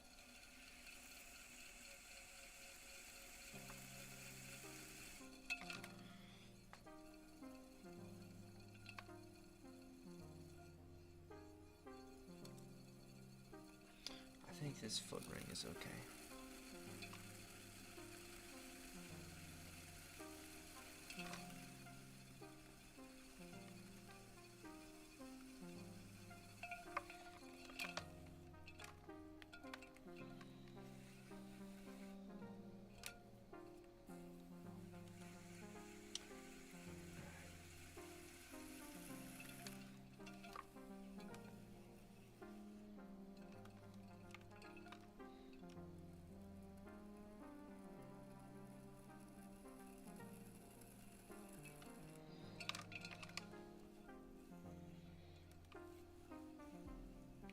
Do you tap on the sides to tell the thickness? Like the...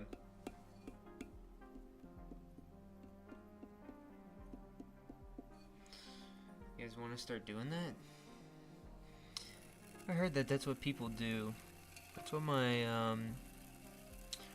professor a long time ago, he goes and taps his pot and he's just like, oh, you can tell it's 2 millimeters thick right now.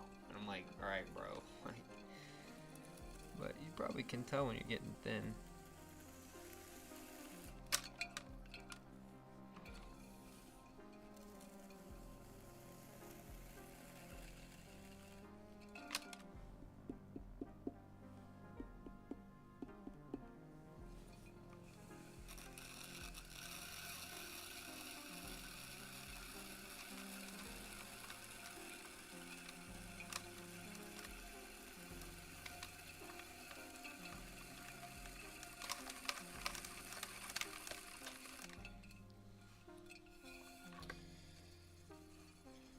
Oh, you're saying when I do tap. Yeah, it's to center the piece. But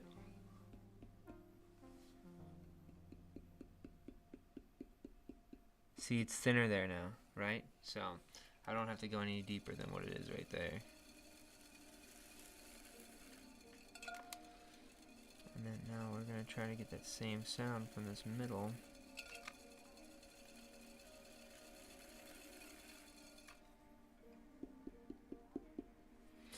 A little bit thinner.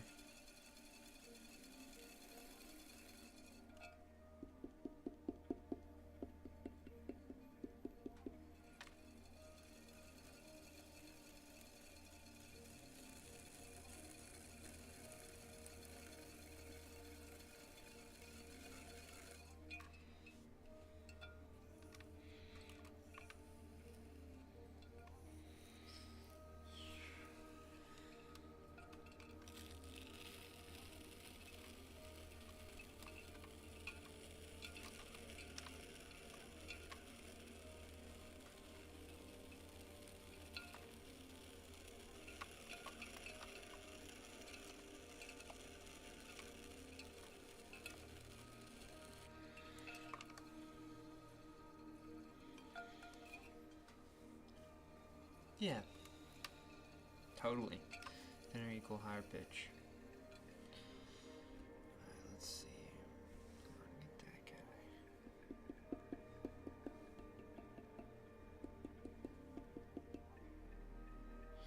I actually probably still have quite a bit of thickness there. Maybe just a little bit. Let's just pop this up. Oh, whoa.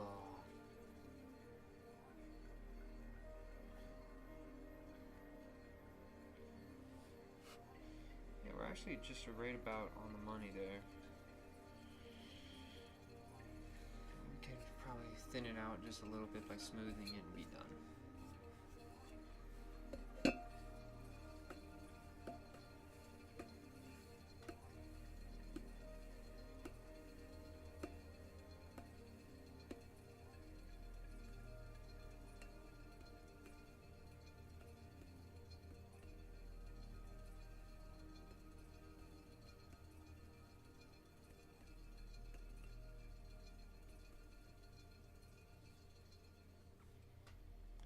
scan skill unlocked.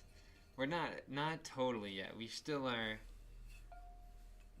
You know, wetness is going to change the sound. There's a lot of factors.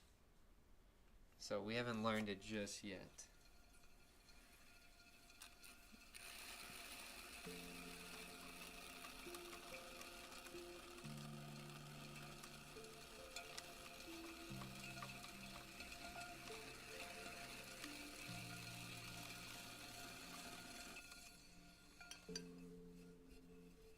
It's also not perfectly centered here, so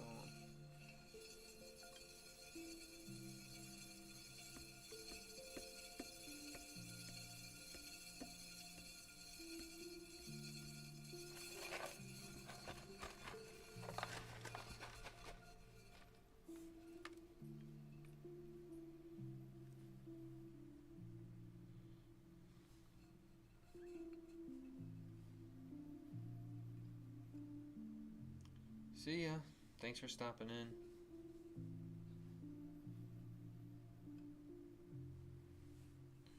There is a little clamp.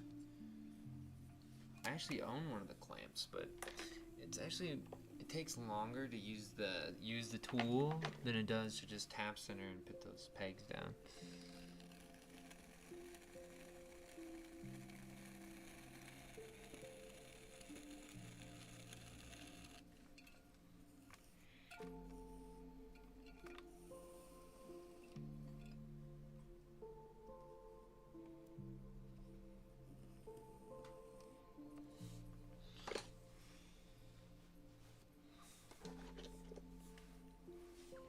Maybe I should just start using only the Giffen grip. I feel like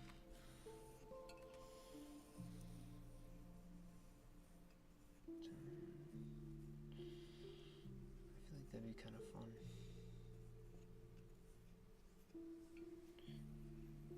I feel like I'll use the Giffen grip when I get when I have more enemies, right? Because when I get more enemies, then they'll be like searching and they'll try to get me. They'll be like, this guy's using a Giffen grip. He doesn't know what he's doing. And I'll be like, oh yeah? Oh yeah? And I'll just go back to just tap center and stuff. It's like I'm baiting them.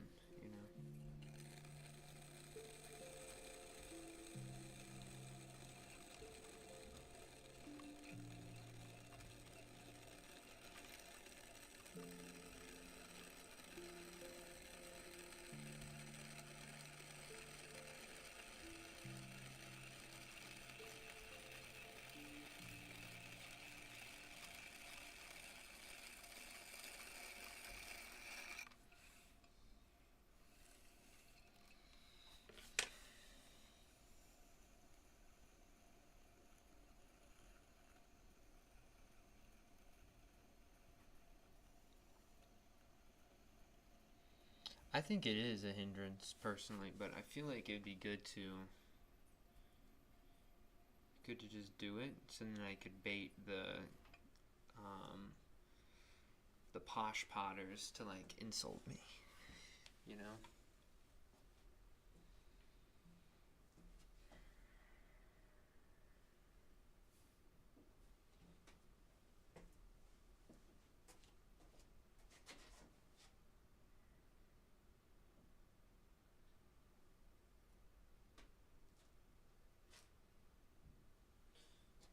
So that one's done.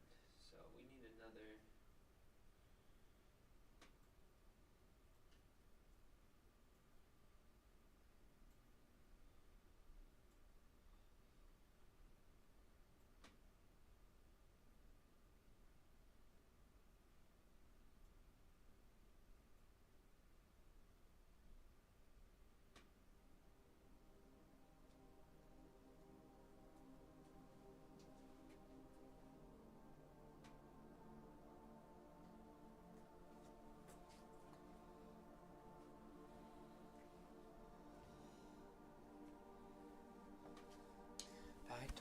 Wizard chat. Griffin's a good name for a wizard. Giffins. I think I would want to be like, what would my wizard name be?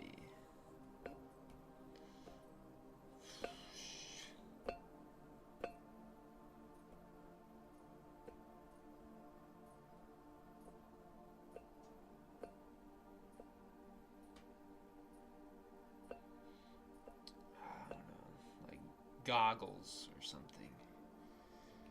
You know? Oh, that's just the Grand Wizard Goggles. He's attempting to earn mastery over the element of earth. Goggles, the wizard. Did I enjoy the soundtrack? Yeah, it kind of reminded me of,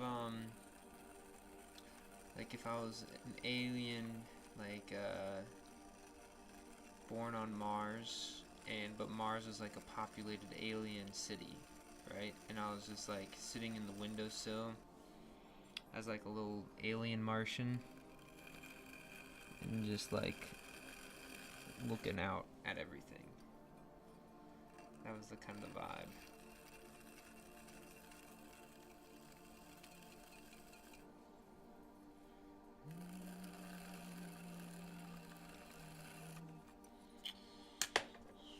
Okay. Not this guy. It's broken. Even out the top now. You don't need to even out the whole thing. It's just the foot. Also, wait.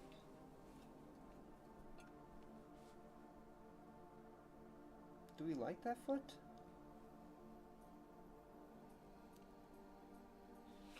You know what?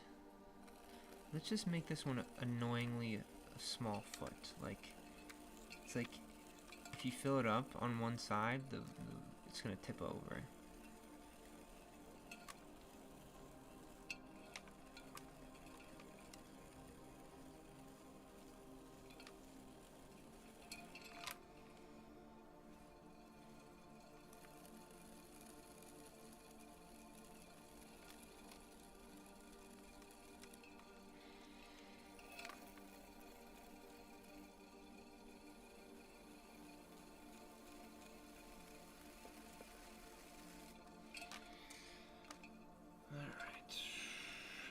Check thickness.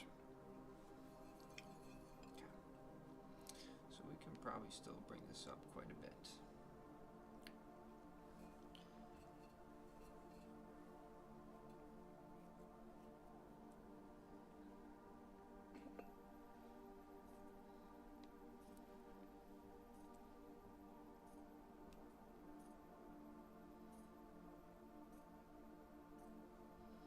You don't like the funk music? Oh my gosh, I can't believe you said that. Bro. I'm so sad you said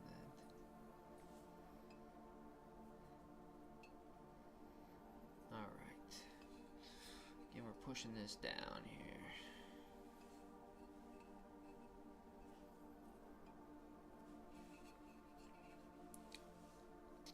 And this clay is a little bit stiff. It's making it kind of nice to trim, but also, if it's not a little bit soft and I didn't wet that wheel, it's going to want to pop up if I don't have downward pressure. So sometimes if you're going out to the side or in, you can put too much side pressure and it will just lift up. But again, it's kind of like, I always think of trimming as like petting a cat.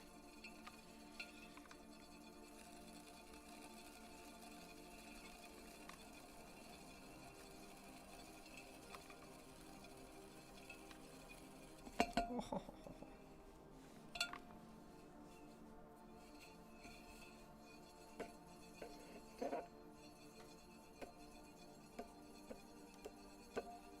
See a little bit too much side pressure there.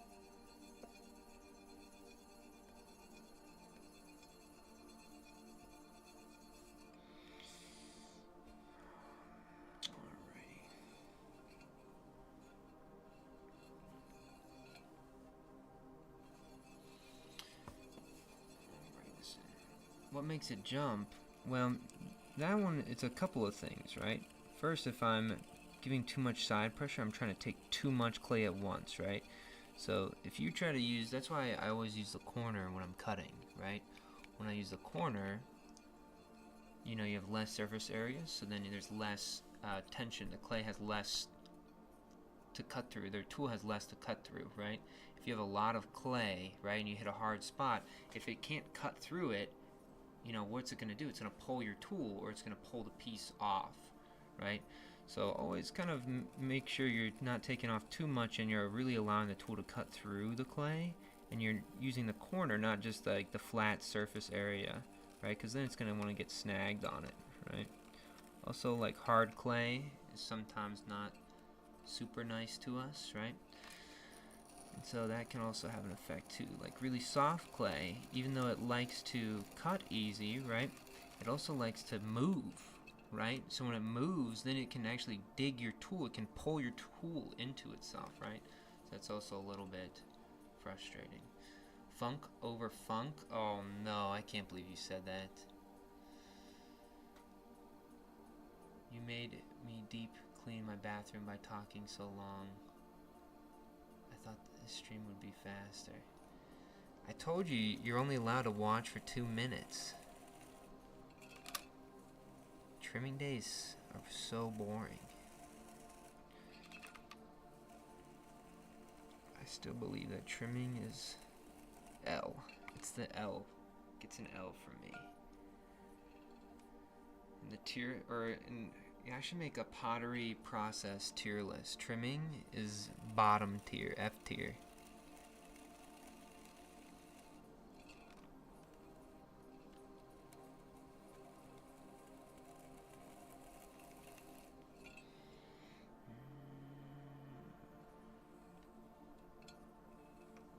Come on, these little boogers out of here, dude. Sometimes you can get tools. You can get some tools that actually remove the material from this little chamber as I'm going down, right? Like if you ever see those like Japanese dudes, they'll be having like a, just almost looks kind of like this tool here, right? Which is a flat, and they'll just literally go, and then they're done.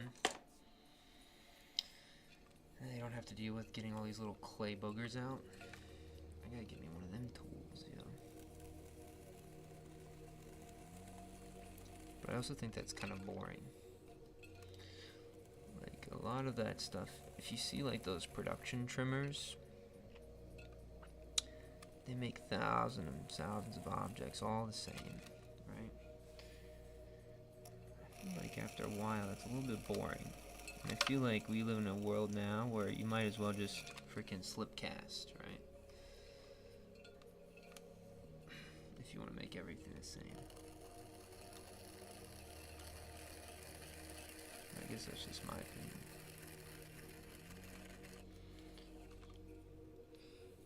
I also don't consider myself a potter, so.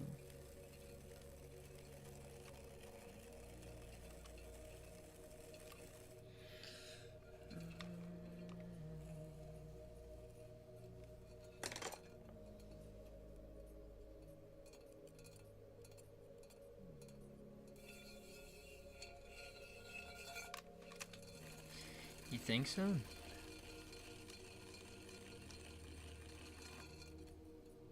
What the potter says about the process ranking tells you as much about the potter as it does about the craft.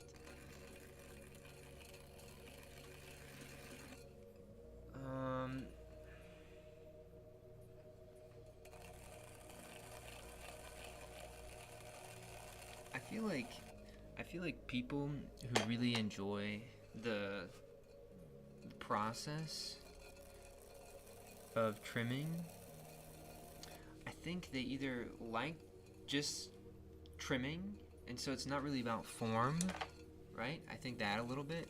And I also think that people like trimming don't feel like they're satisfied from the thing that they threw, right?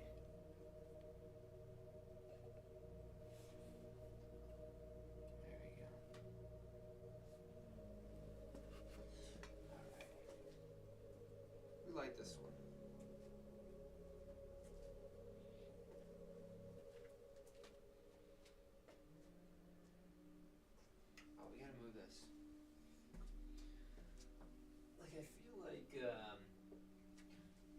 on, one sec.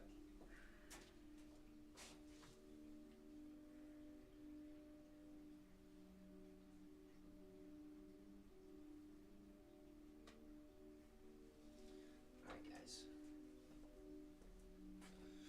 We got a snoozing form here, guys. A snoozing form. Not a whole lot of action happening on this one.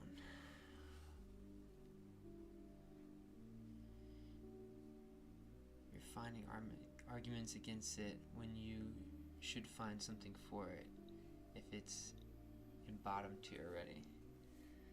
So what makes trimming good? Trimming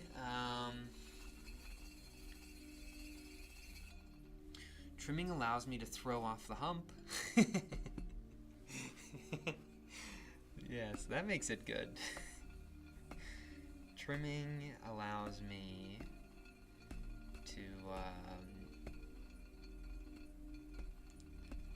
to look at my object more, right? Like after I'm done throwing, usually I don't look at the object at all, right? I'm like done with it when it's right off the wheel, you know? And so trimming allows me to be like, oh look, maybe I'm giving too much thinness in these one areas. So I would say that's another good thing about trimming. You could probably find a bunch of things, but that doesn't remove it from F tier, you know?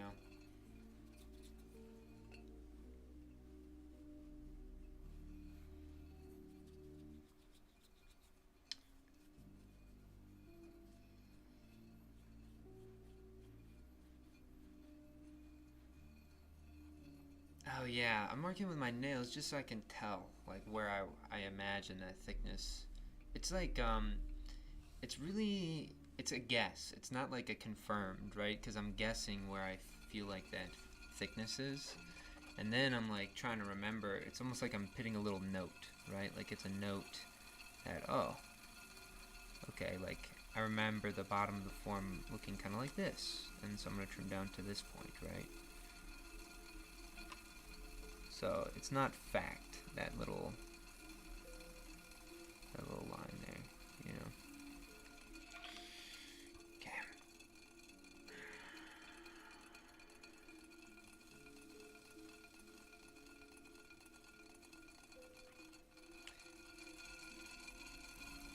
I still don't like trimming. I can be more negative about trimming. I was just trying to entertain your thought on it. Because you can probably find good things in a lot of things, but it doesn't mean you need to find good things in a lot of things, right?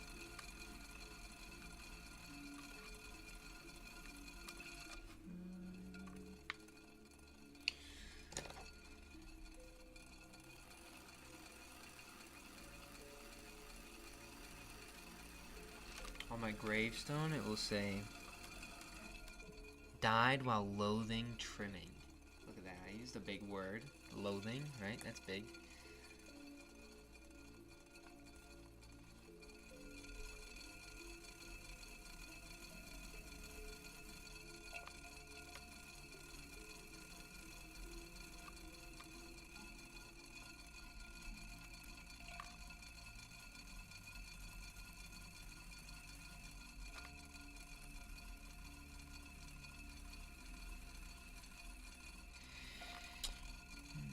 This one's actually like the perfect stiffness right now. It's like almost waxy. I really hate this tool because it doesn't allow me to get a certain depth into the foot ring here. I'm kind of wanting to get screwed up. Okay, let's test it out.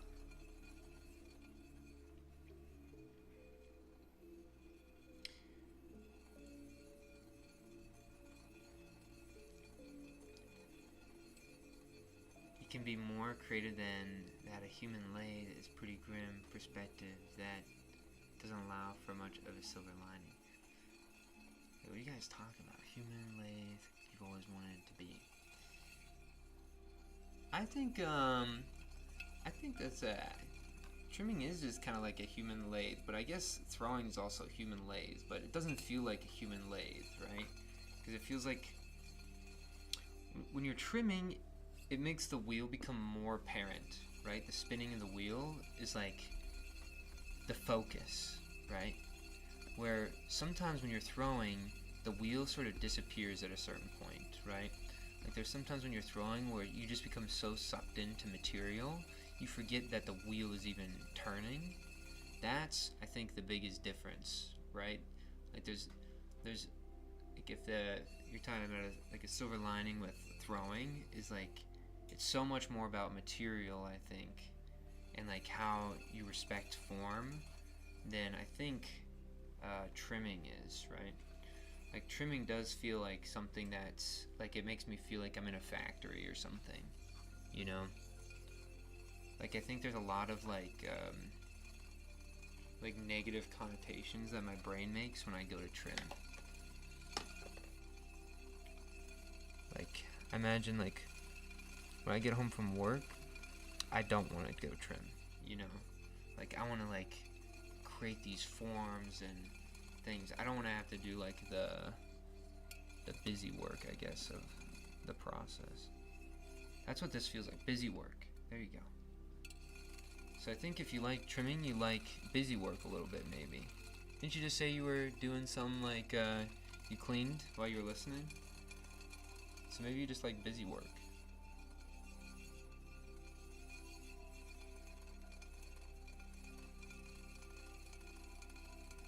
I actually don't like flow state. I don't like the word flow. I feel like flow is used too often. Like, I don't know. When I was in school, I just had a lot of people who would talk about what their work is about, and their work was about entering the flow state. And I was like, alright, like, it's cool. It's cool to talk about flow state, like, one time, but after, like, 2 to 4 years of just, like, talking about nothing but flow state, I'm done talking about flow state. You know?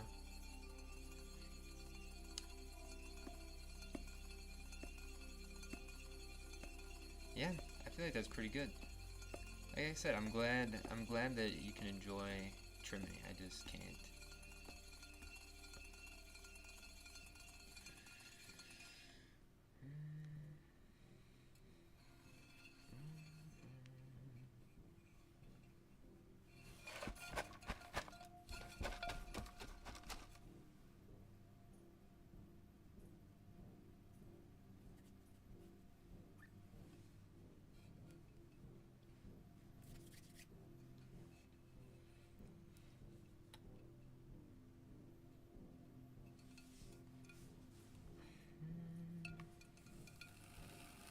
There's some people who they throw like mega thick pots, right?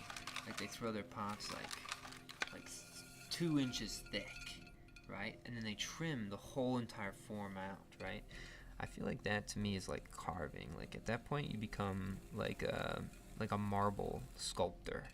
I can imagine somebody who's a marble sculptor would enjoy like trimming a little bit, right? Or at least like I think the way that I think about trimming is too linear, right? Like if I was really thinking about trimming, I'd be like, and then slowly move,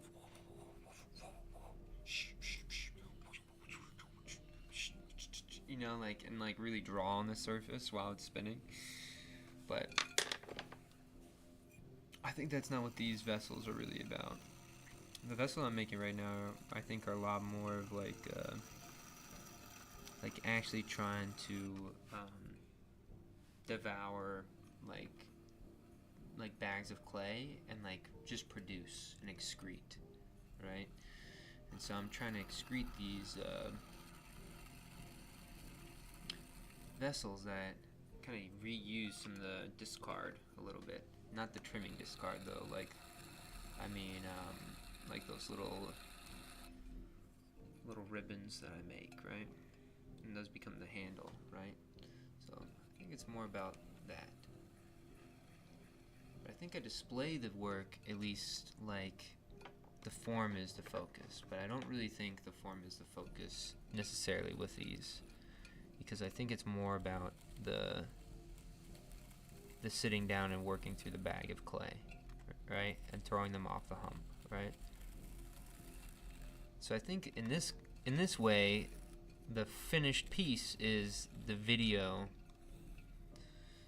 itself of me making the things. That's really the finished piece, right?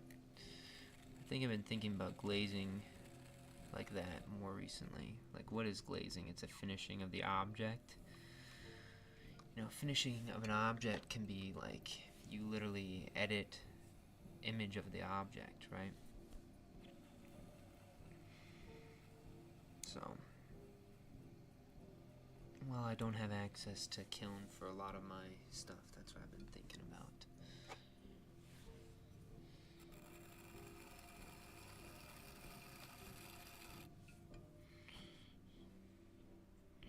Oh man, I gotta get this junk out of here.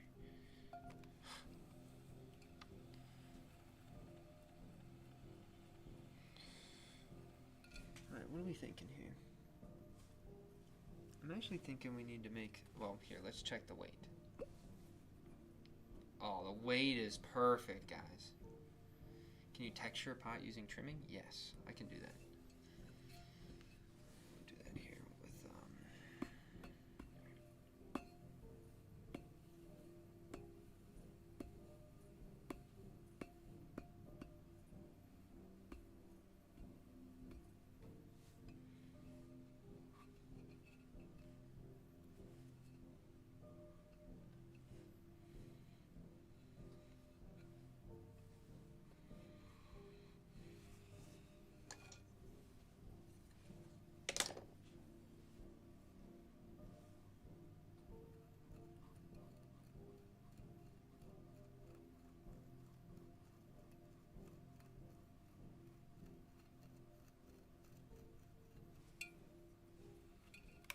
so you see you have a little line.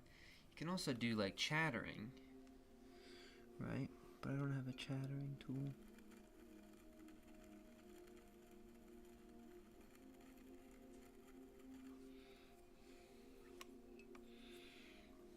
And then we'll do like a thin.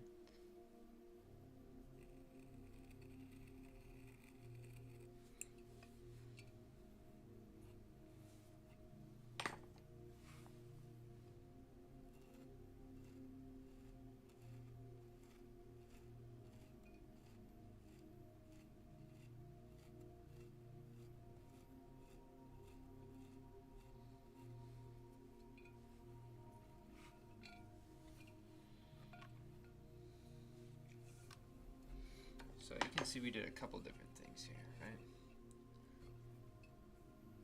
So we did like a helix pull down, that's this one.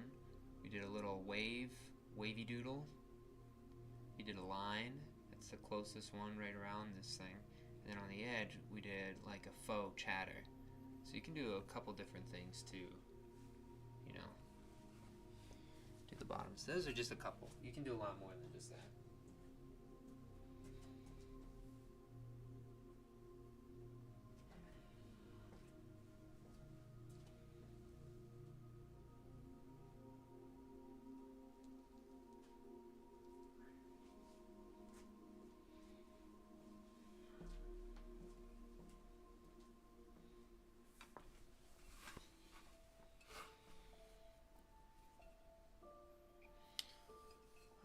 How is trimming also not like editing?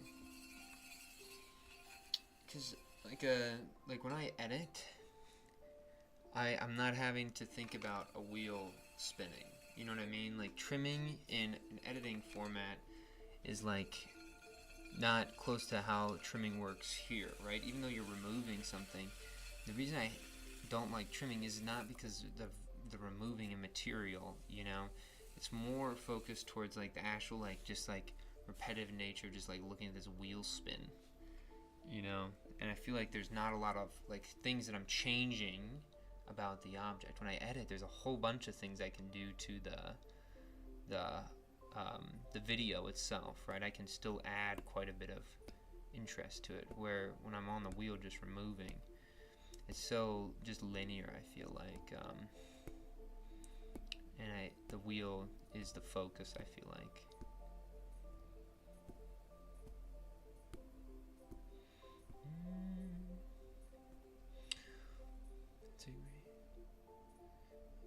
I make music, and I was just thinking of mixing and editing parts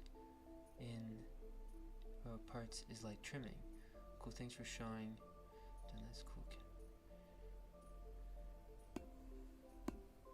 Yeah, of course. I can show you all. Whatever you want me to show, let me know. I can decide if I can do it or not.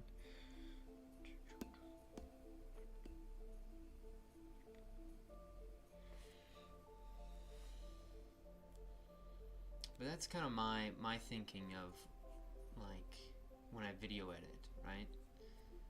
Oh, why is it facing over there? Come here. Close in. Thank you.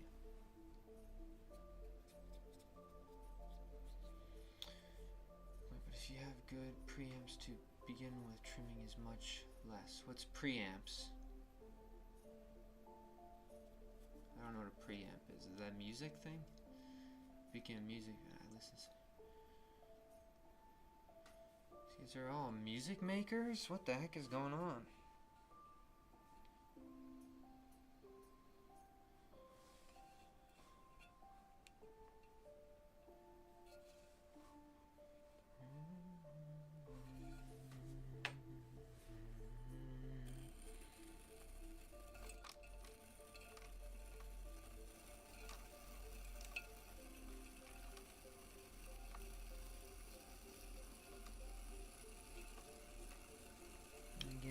Again, it's slowly just like petting a cat, you know?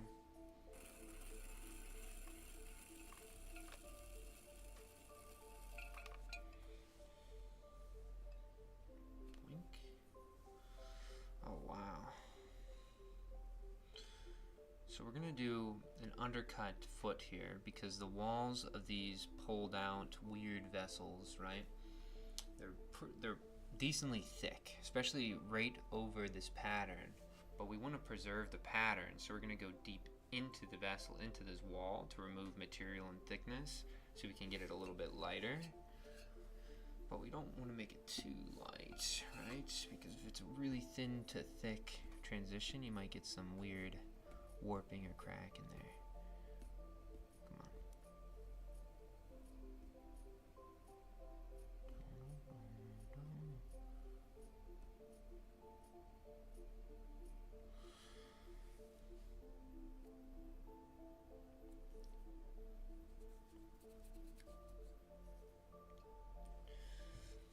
I feel like glazing is like mastering. No point in polishing something to finish it if the trim/mix is bad.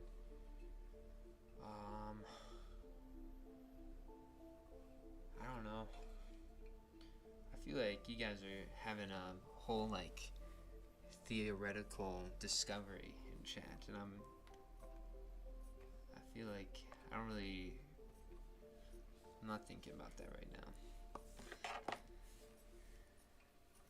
I'm just thinking about how much I hate trimming.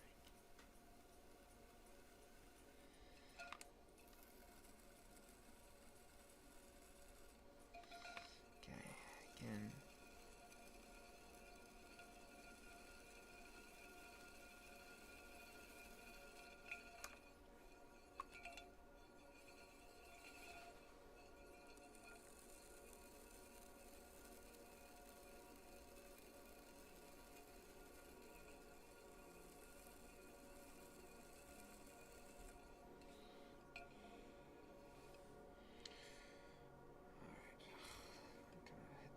That's not good.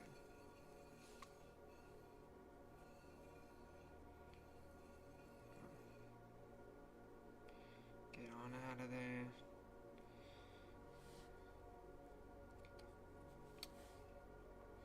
So do you guys kind of see what I'm doing though? So I'm like making like an undercut into the vessel there. So that way I can get underneath of that pattern and get some of that material thickness out.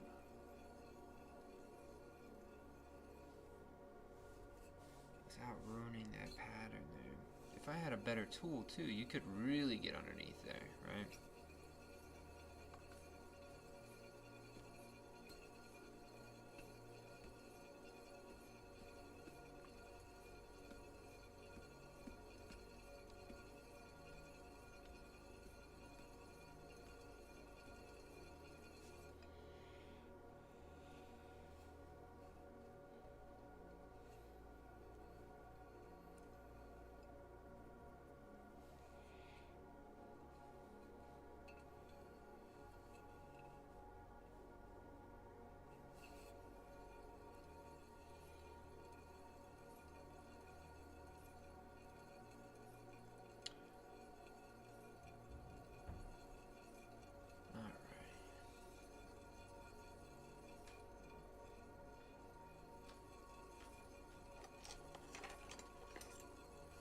Yeah, the undercut's kind of, it's just kind of, it's more of a, like an actual tangible thing, right, than it is or a functional thing, than it is a design thing. But sometimes if you can make a functional thing into design thing, it makes it feel a little bit cooler.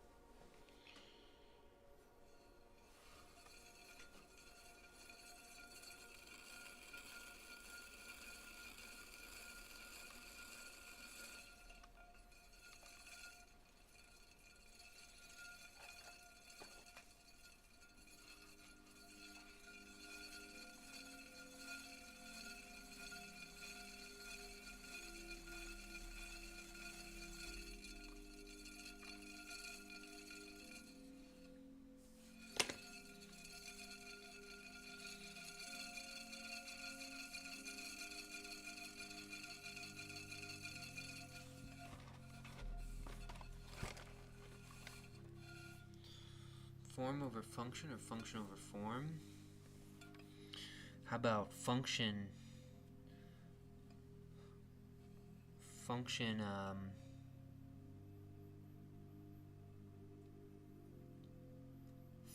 bolster form? Boom.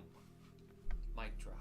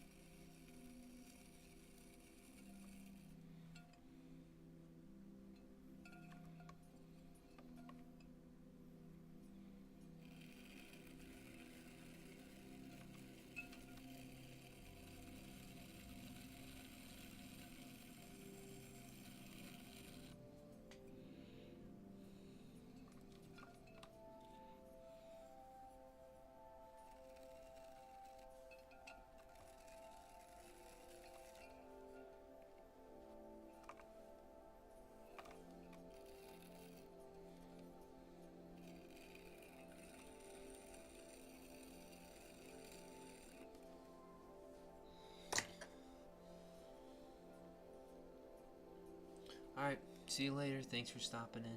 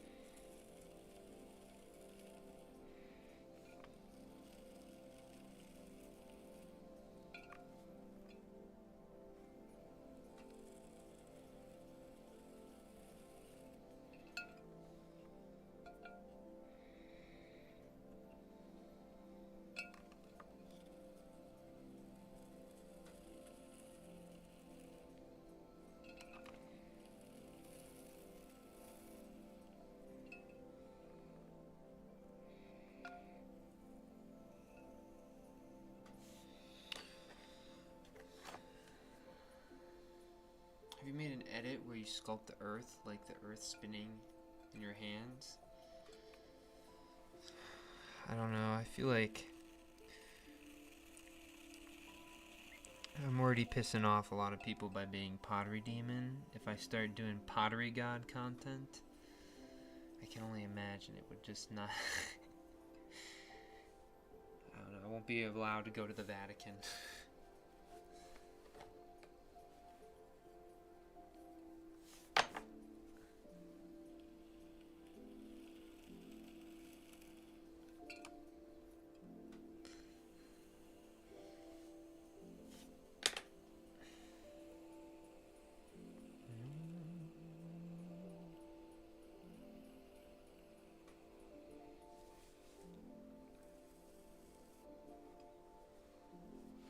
Alright.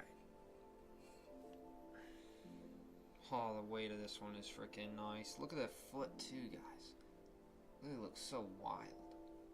What a weird cup. It almost looks like this cup is wearing a coat of texture. Texture coat. Do I even want that audience? Religious people? I don't even know what the audience I want. Hold on one sec.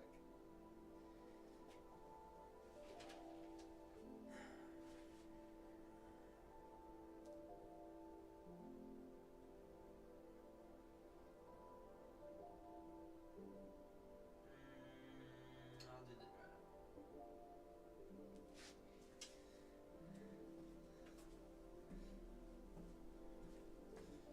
You're asking me if I would want if I want people from the Vatican to watch my stuff? Dude. You know how much of a flex that would be if the Pope watched my content, yo. Yeah. If the Pope could get past the Pottery Demon thing, dude, and he was like, he really vibed with what I did, dude, that'd be the biggest flex ever, dude. Who's the Pope right now? Is it Pope Francis, right? Or no? Who's Pope? Pope Benedict? I know that's a Pope, right? What are the Popes? Pottery for Pope. No, Pope. Yeah, I feel like popes, dude, you have to like do research for like years and years and years to become a pope, I think. It's like, do you remember Game of Thrones? And there's like the Sam Tarly, right? That's his name. He goes to become like one of the people there, the Knights thing or whatever. Not the Night's Watch. It's after that. He goes to join some like research thing where they have to like learn all the history of something, and yeah. That's what the training for the Pope, I can imagine, is like.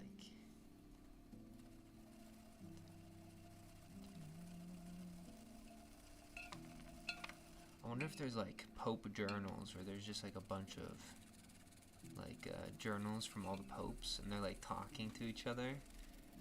They're like, "Hello, Pope from 300 years from now.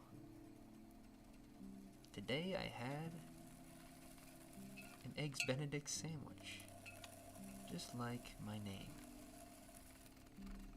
You know, like I wonder if they have little jokes to each other.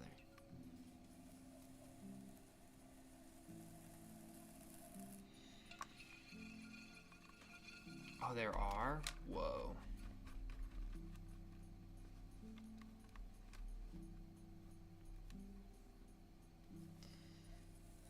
That's kind of interesting. I wonder what kind of like hidden media there is in the world that we just like don't know about, you know?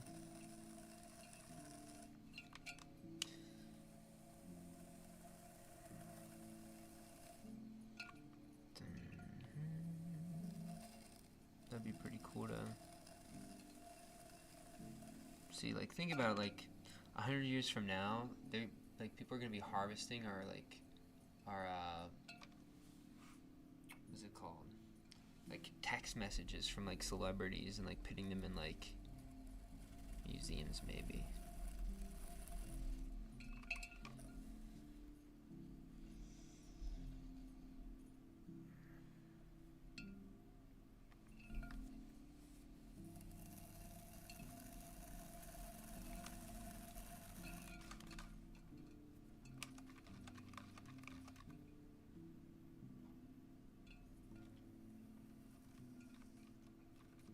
The Vatican Library. Do they have a lot of like super rare text or something? Interesting. Yeah.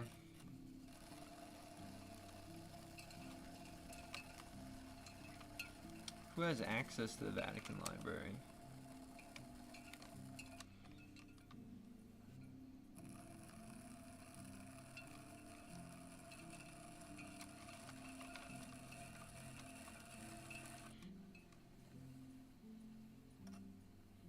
It's not just 50,000 copies of the Bible. No.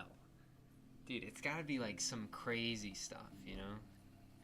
How long has the Vatican Library been a thing then?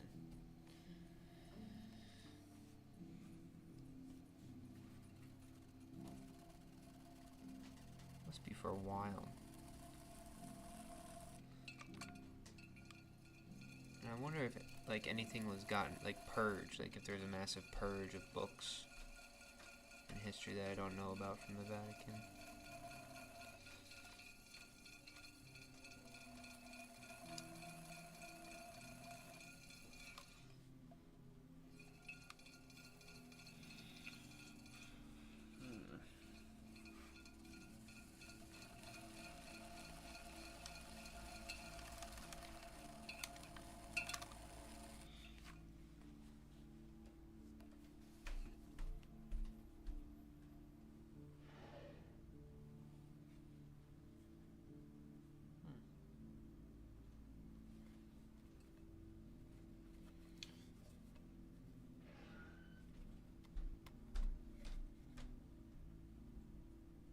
It's gonna take a little bit more material off, but not much.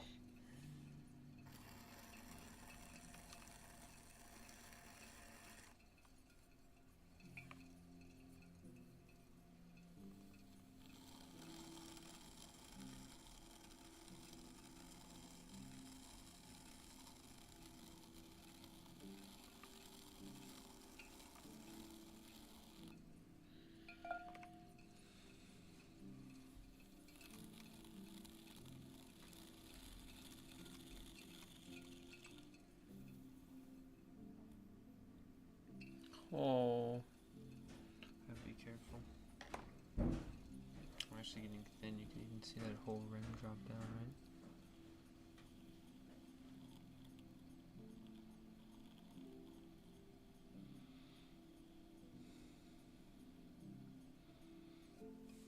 Okay, we're gonna stop there. No more.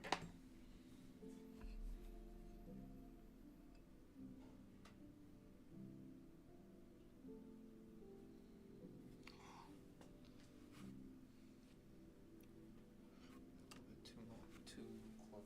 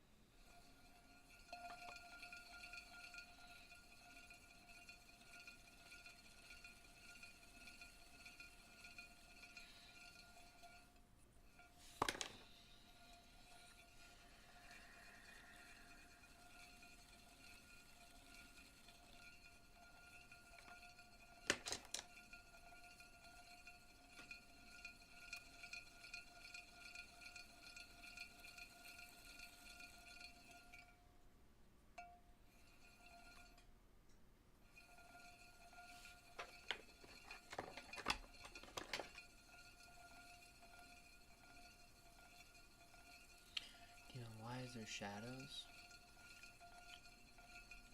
Just because, I have the lights turned off.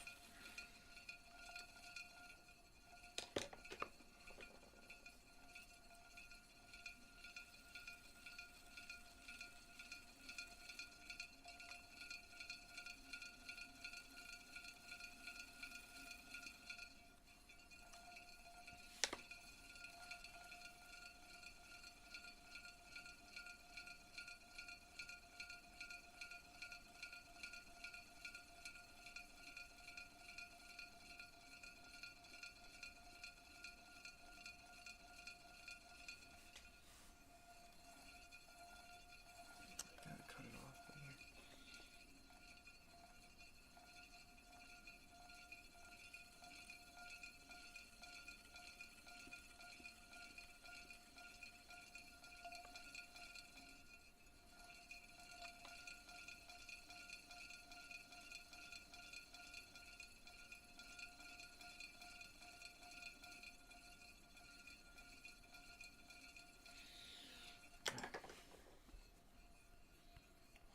Weight of this one's really nice.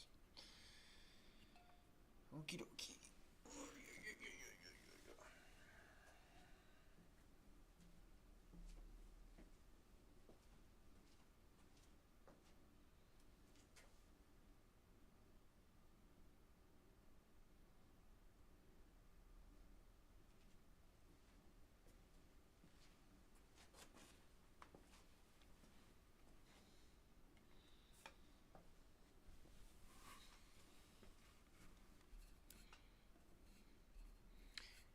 Hannah Carter says,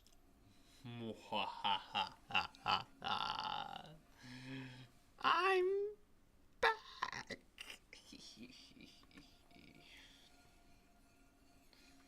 That's how I read your intro there.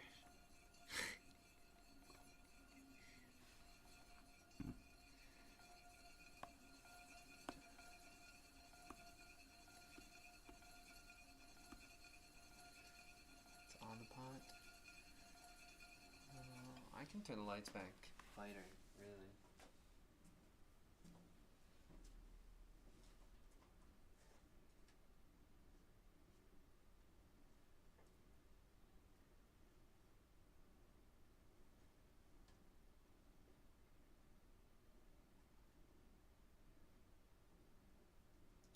I can find out where the hell the light is.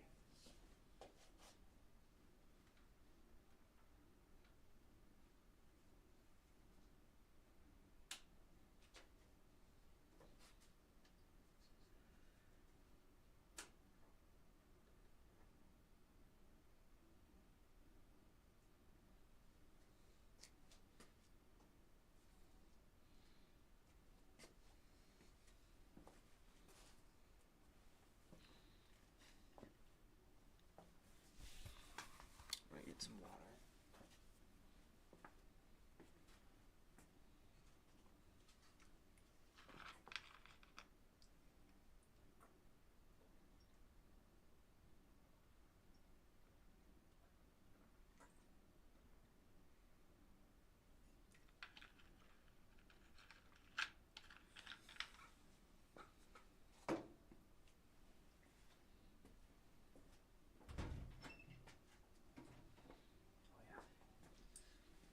Hold on, guys, I'll be back in a second.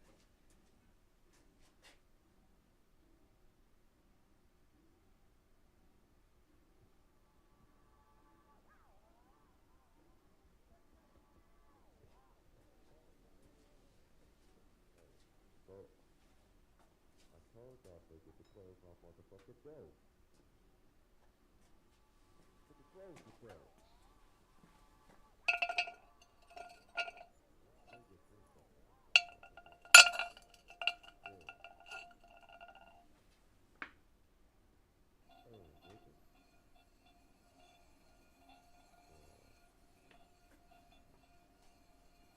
Come on down, and yeah, it's good.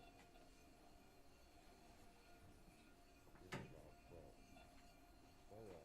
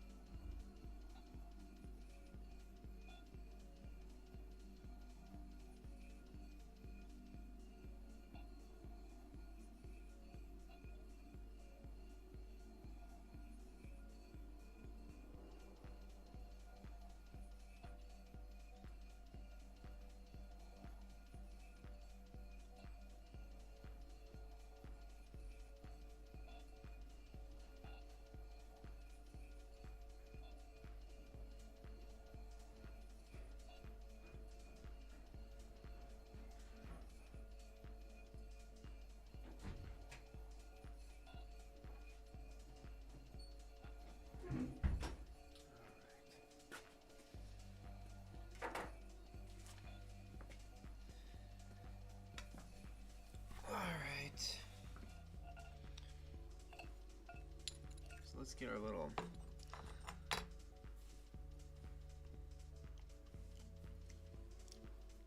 today's dinner is strawberries and banana.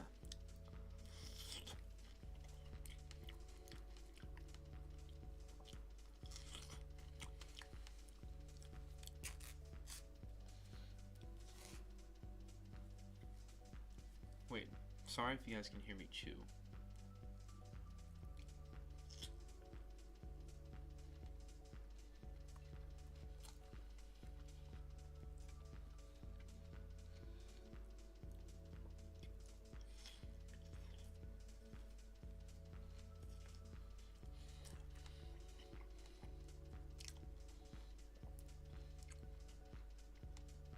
Kimber A. Ka-chow.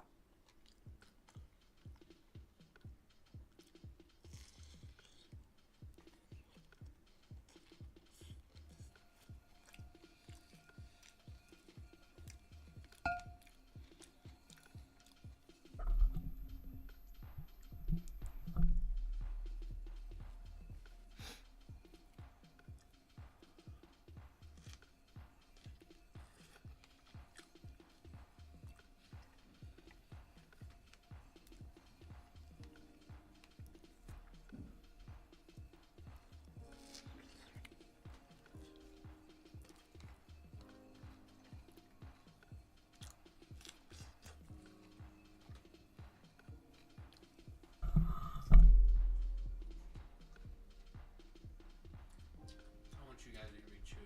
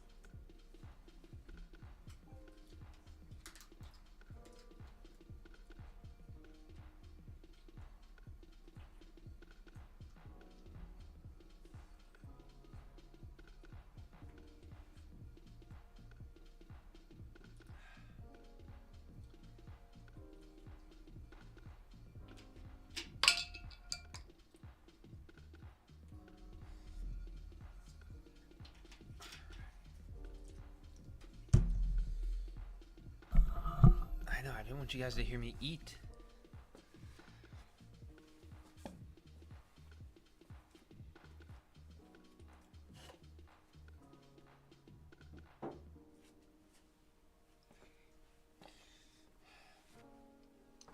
Alrighty, guys.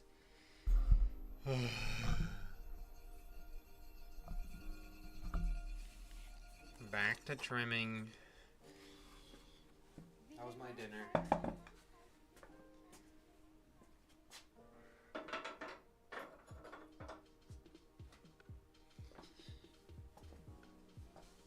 Maybe if I get done early enough, I'll make some more, I'll make some asparagus too. Alright.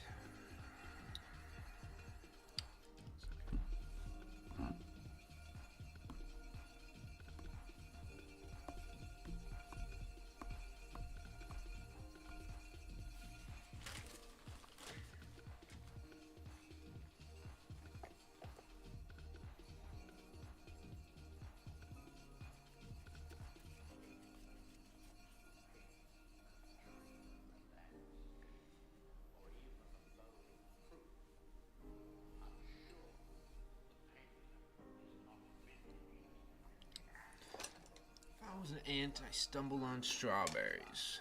How does that make me feel? I feel like there's a lot of downsides to being an ant.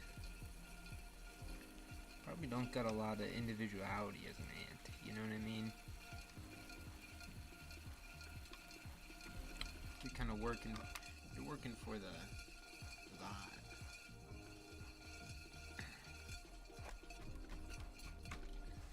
I don't mind. Either way, I don't mind the light. I think I can even add like color to this too. I could put like blue on or something, but that's gonna take me a little bit. I'm just gonna keep on going. I don't mind the bright really. It's not that I'm not really thinking about it.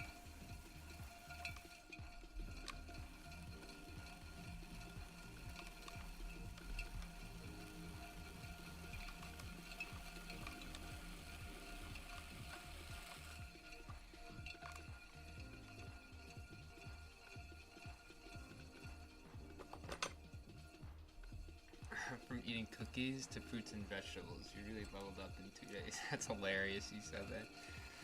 Dude, well, I just had to get rid of those freaking Girl Scout cookies, dude. They're just driving me crazy. I can't stand seeing them in my, like, my place. They gotta go. So I gotta eat them all in one day, so that I don't have to worry about eating them other days, you know?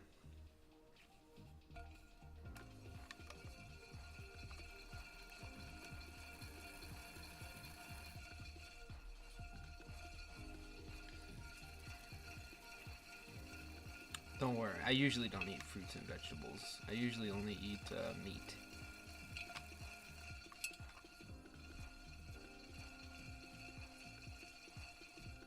Variety is the spice of life. No.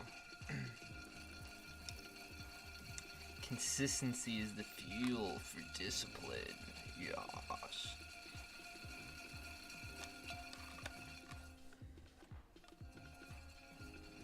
Think about it this way. When you eat the same thing every single day, the times in which you do go out to like eat somewhere else and get like real food feel that much more special. See, variety is destroying your dopamine levels.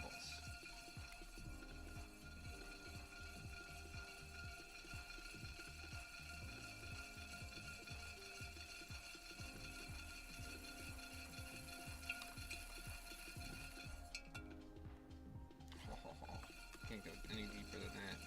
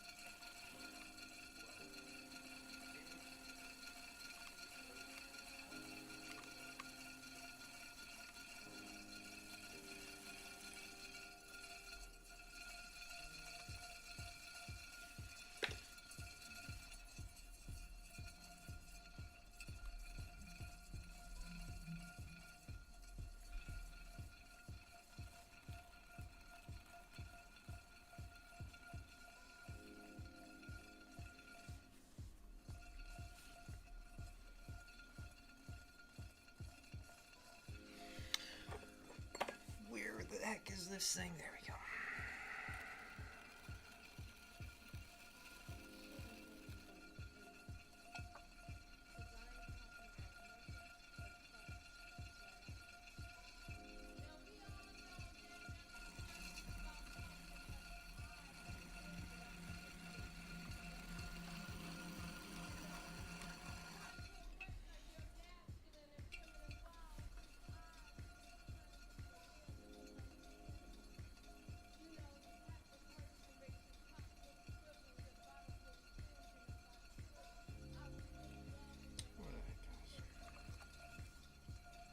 This one has a little divot on the top edge, so we're not totally in love with this guy. You know, but he'll make do. He will make do. Zoom.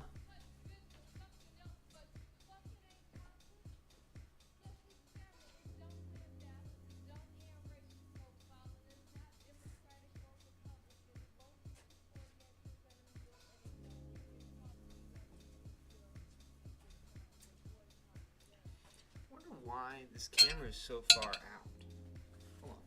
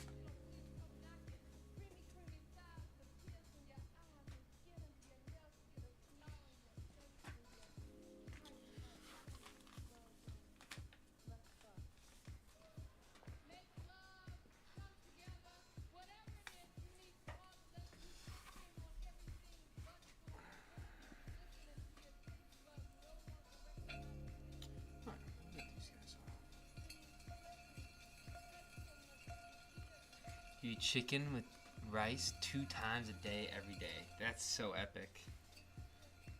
That's what I want to do. I don't like chicken though. That's the only thing. I only like red meat. What I usually do is I'll get sometimes. I'll make it like a stew. And I'll get a big shoulder chuck. And I just got beef stew for like a whole day, or like a whole, not a whole day, a whole week. Just beef stew. It's the best.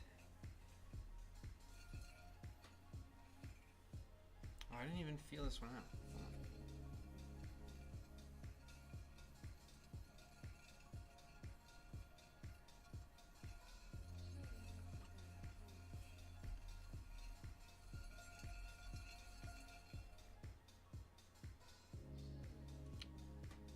Oh, and the trimming pot's demon, right? What? There's a demon for trimming? Trimming demon.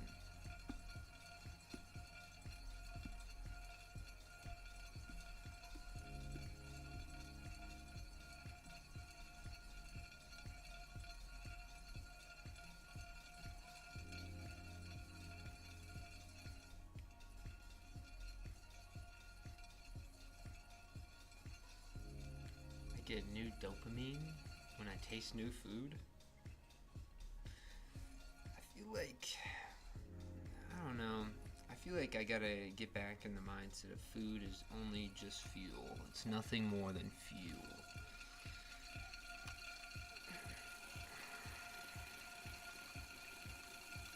I think my dream lifestyle would be I wear the same outfit every day. I eat the same food every day.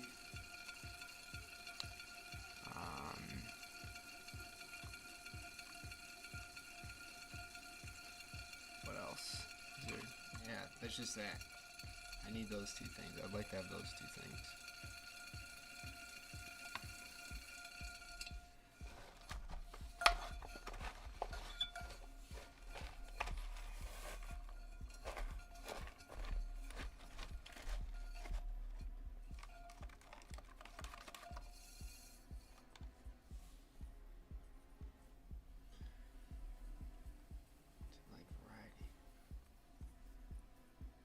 Yeah, maybe. I don't know. I just feel like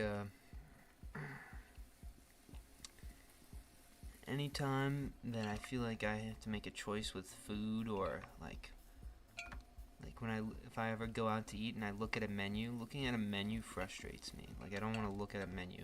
I literally just want to eat whatever. I don't really care, you know? And so I feel like I'm wasting my time when I'm doing that stuff. Like, if I ever have to like look in a mirror while I'm getting dressed, I go crazy.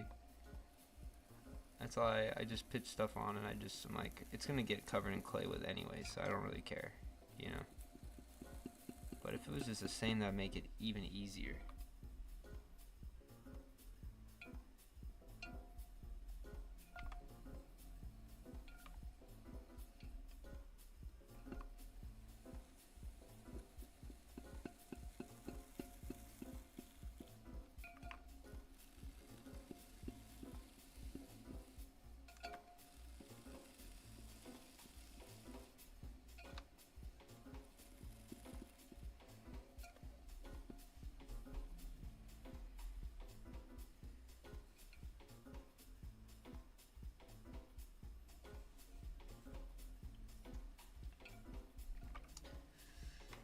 It's okay. I haven't gone out to eat in so long anyway.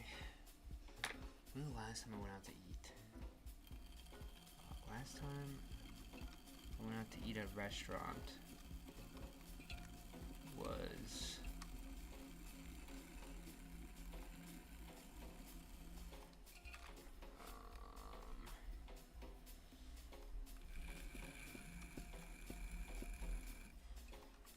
I don't even know. Probably sometime I went with my dad.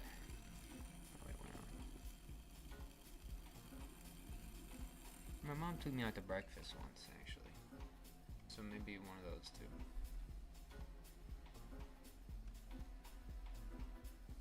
I just don't like going to restaurants. I feel like half the time I feel like I'm getting scammed.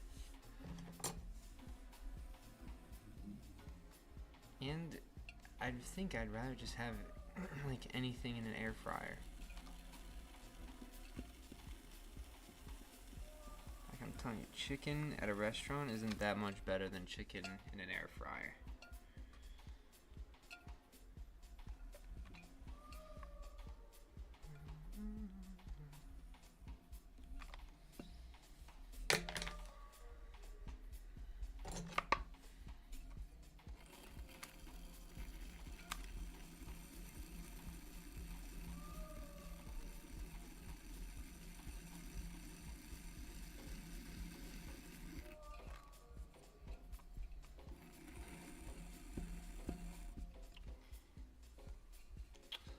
Water seal it. It's bouncing up too much. Well, anyway, we gotta check the bottom, so.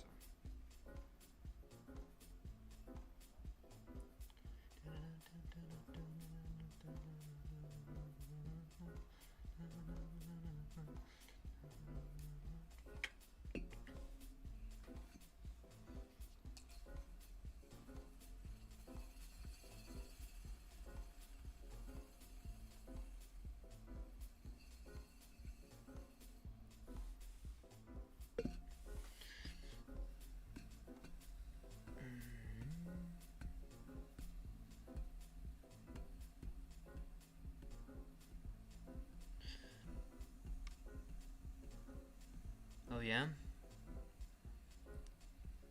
I don't know. I feel like I have a hard time thinking about what's I don't know, food just doesn't interest me that much. Like I don't think I don't think there's a food in the world that I'd be like, when I eat it, I'm just like, oh my gosh. I'm so glad I'm not doing pottery right now. You know what I mean? Like it has to be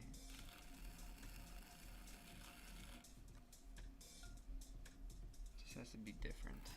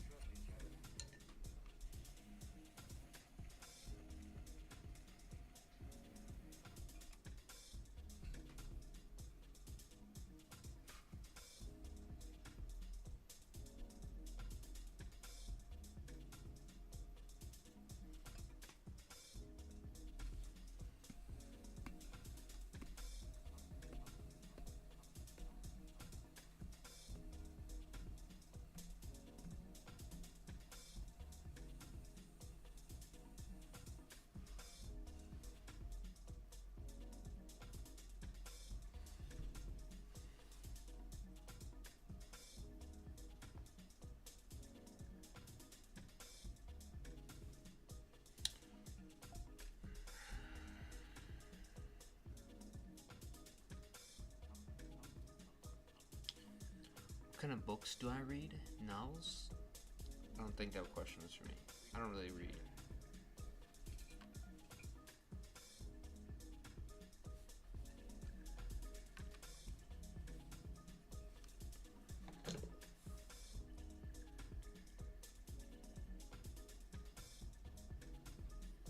I'd love to go to one of the Japanese restaurants where you get a little booth to eat on your own. A tatami room. Mostly fictional mysteries. Been a while though. Oh. I feel like I'd do those solitary stalls one time for experiencing food, but I feel like something was missing. I enjoy good human company.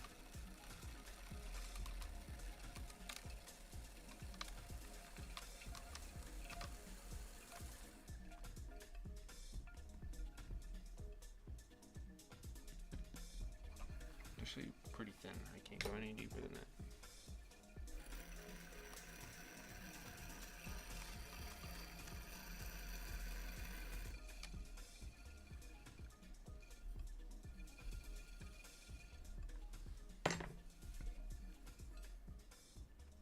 Perfect.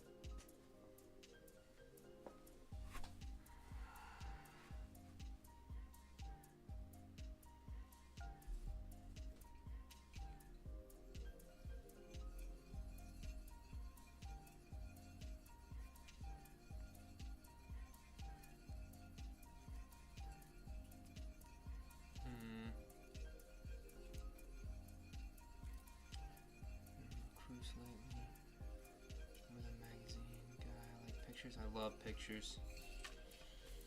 Yeah, I could do magazines. Maybe. I actually want to start reading the newspaper. Does anybody read the newspaper?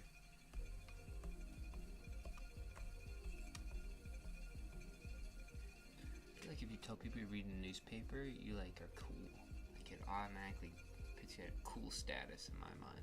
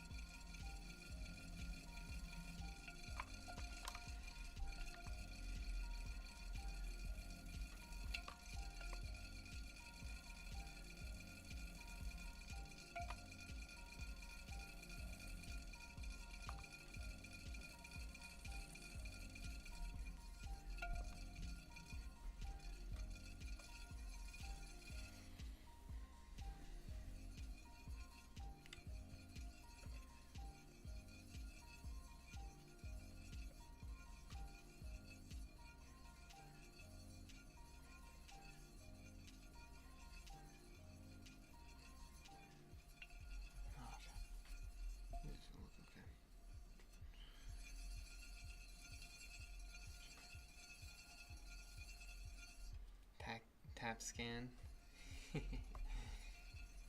Should really need a lot of medical text. Whoa.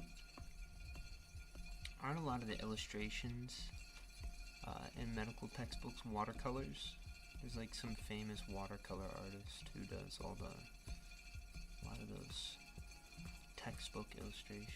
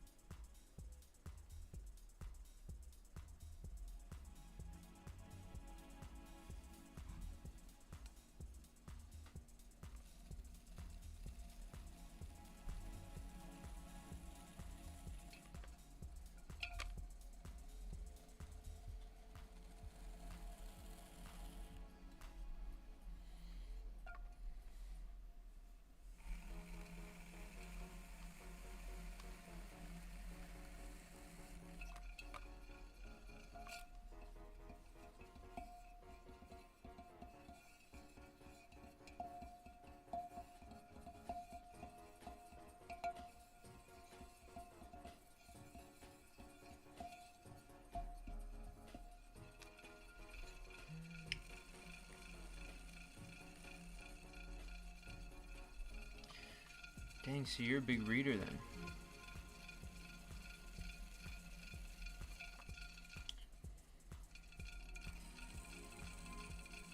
Like there's never been a book that's been able to really catch my interest.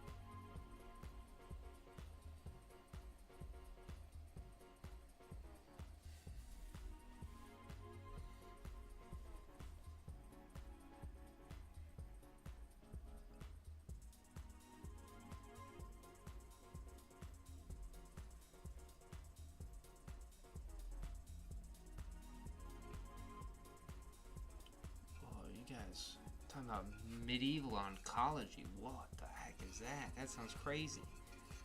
If you meant by you're a big reader, yes, I read almost every day in traditional books. Wow. Sam, I'm not a reader. I used to love reading as a kid, but my attention nowadays, yikes. Yeah, it looked like medieval.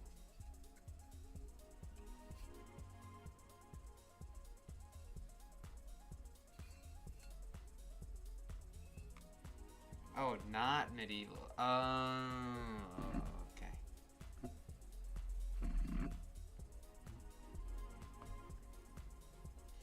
Oh, dang, I got distracted. Oh.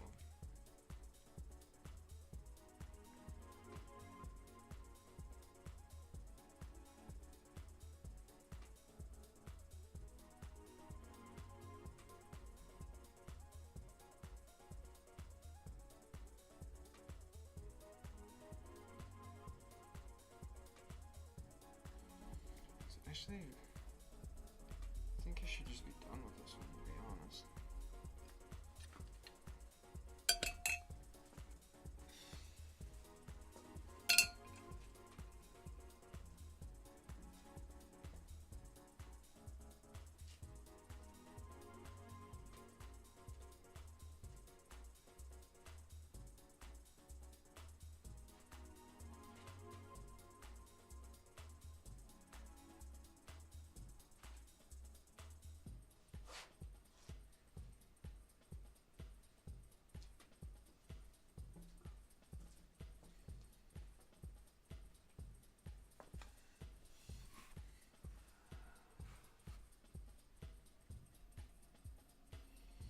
Start cutting here. Here will mark.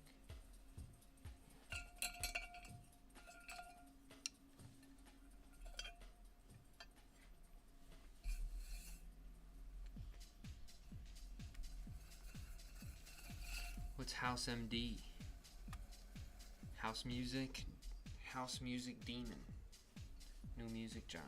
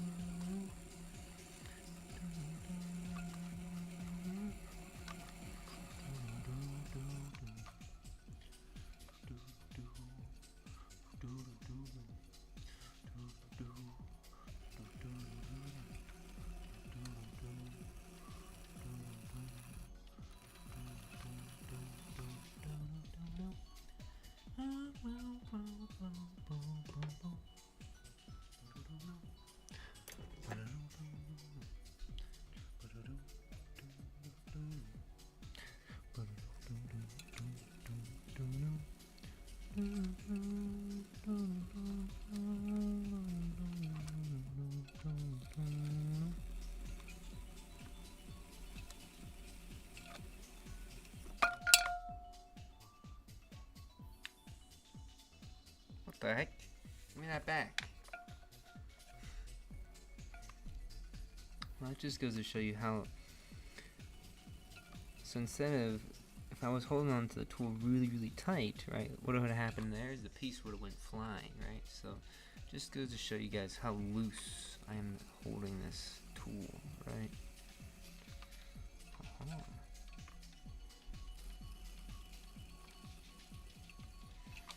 I caught it that time.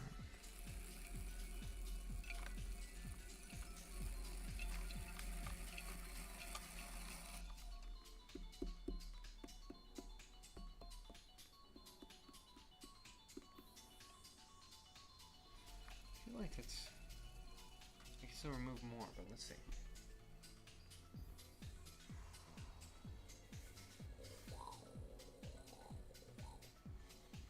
I feel like I should just turn that off when I'm doing this.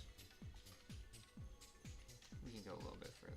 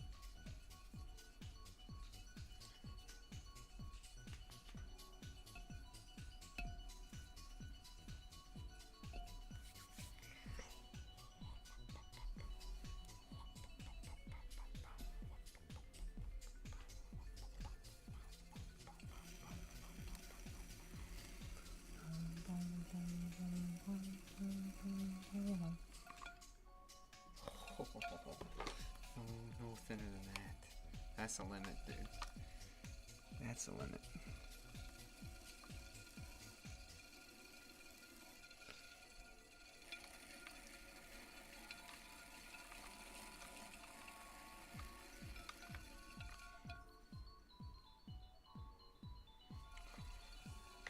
Nerve-wracking. A little spooky, dude. Come on.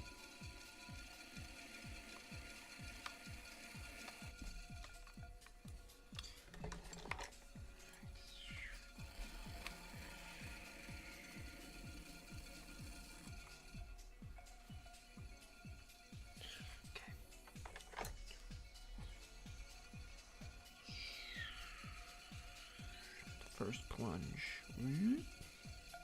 Second plunge. Third plunge.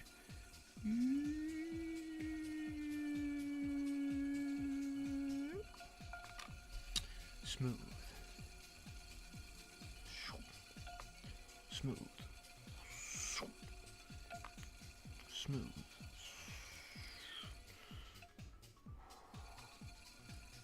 Smooth out the side. Define our corner. Smooth out the side. Get some more depth. Smooth out the side. Find our corner. Alright, we're gonna do a test here.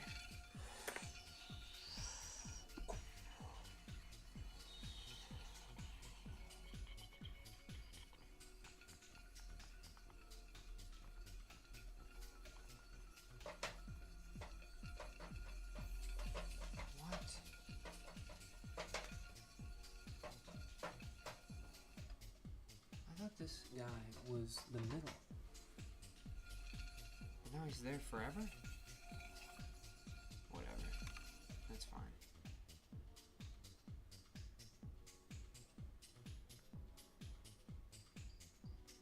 What are you guys talking about? It's a show about a doctor. Oh, The House. Oh, you know what? I've seen clips on that. I feel like I've seen some clips. Never watched the show though.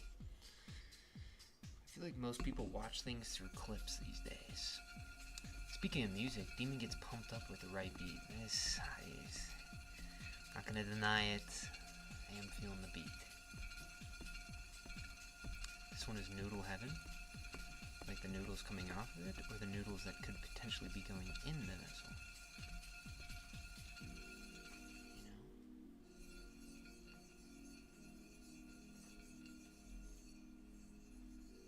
Clips are better. Clips are better trailers. I'll take clips are better trailers. Whoa. I didn't even think about that. I think clips are just trailers. I don't think I've seen a trailer for a movie in a hot second.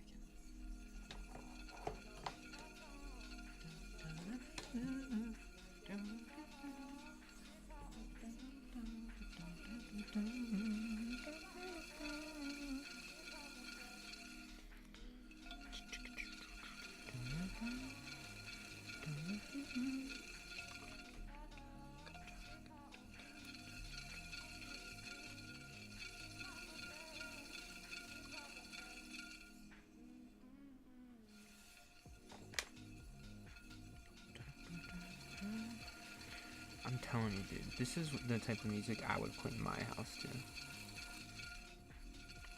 Like, if I'm vacuuming, dude, this is what's going on.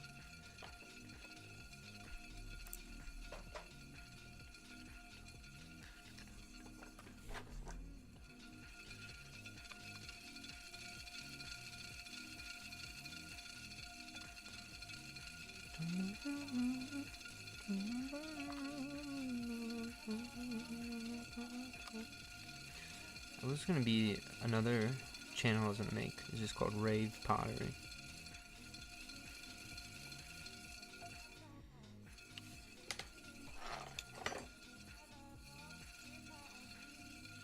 Alright guys, I'm gonna empty out my trimming thing here.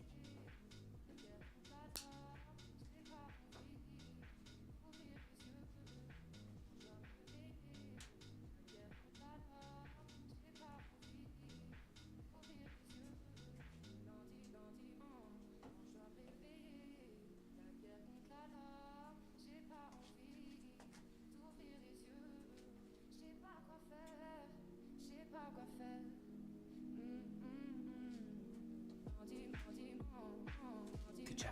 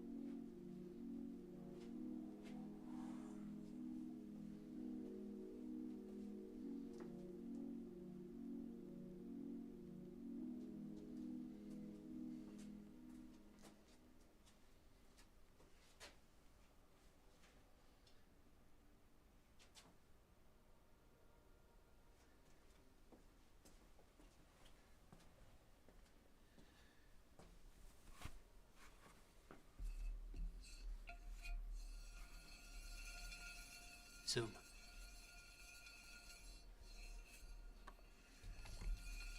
Oh wait, we need to get rid of this. This is gonna be loud.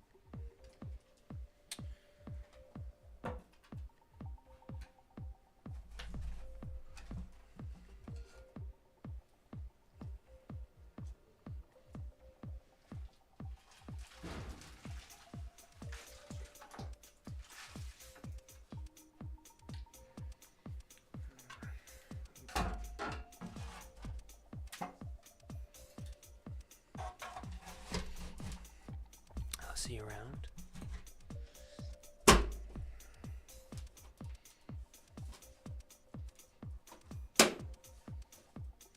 It's so loud. Okay.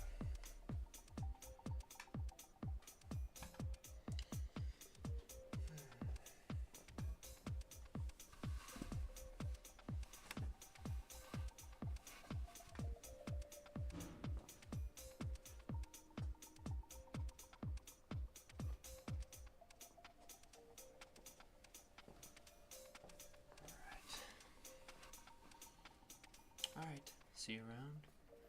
Thanks for stopping in and hanging out for so long. Do I go to hippie EDM festivals? No.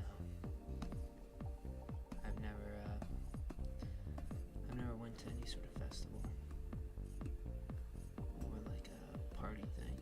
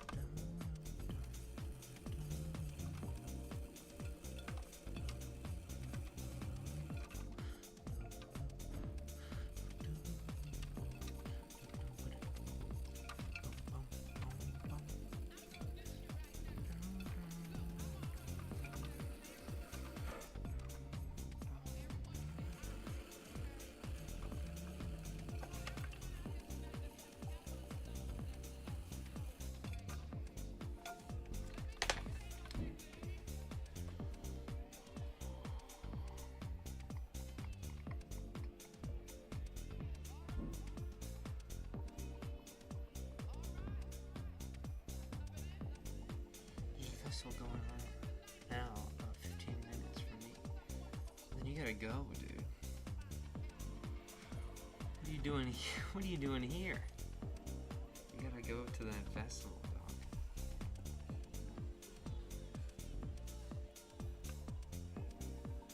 That's what this stream was actually for. It was to give you the energy and the vibes to go rock out at a freaking EDM festival.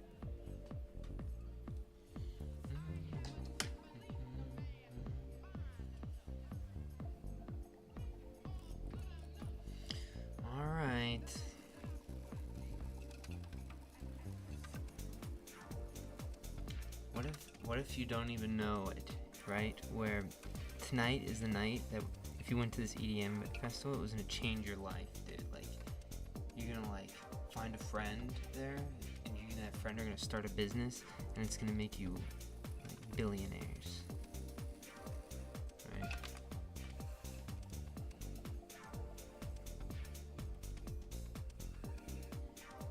Or you go there, and then I don't know if you have a partner or not. You find like somebody who's just like matches your vibe, you know.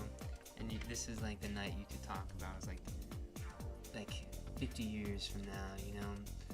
Like you're asked the question like, when did you first meet your partner? What was it? I was watching a Pottery Demon stream, and then he told me to go to the EDM festival, and I went, and then you have your whole story that you tell, dude.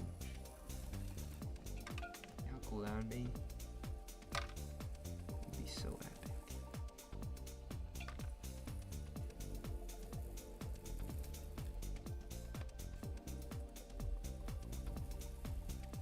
And then at your wedding, you can invite me, and I'll be like the entertainment for the guests.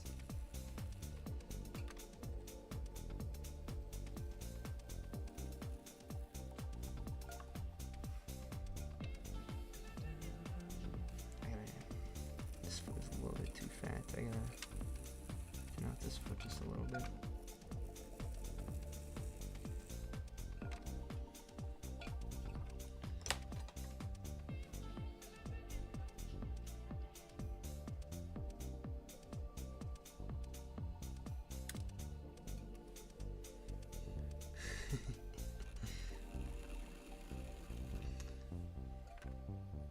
Okay.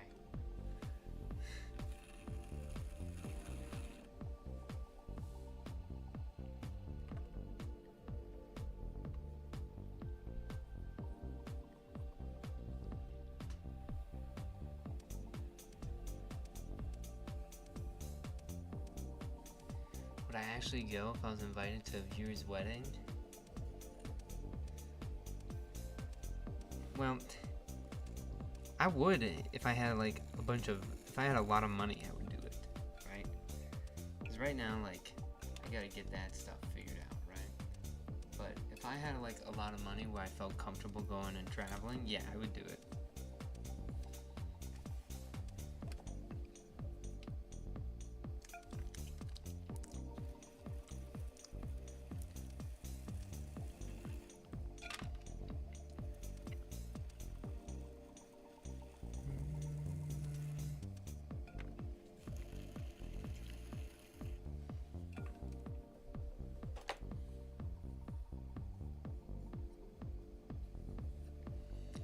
Whoa, you had a chocolate bar? What the heck?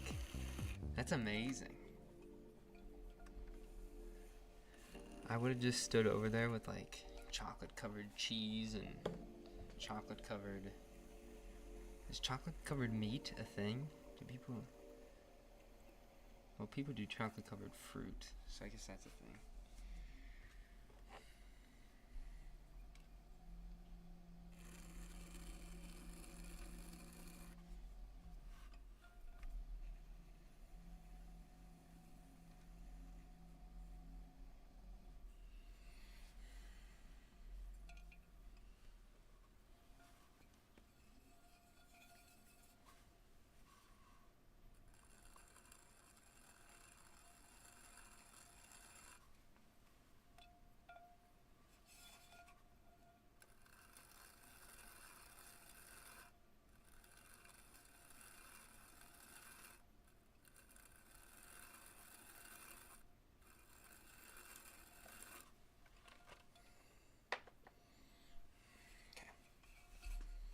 This guy's done.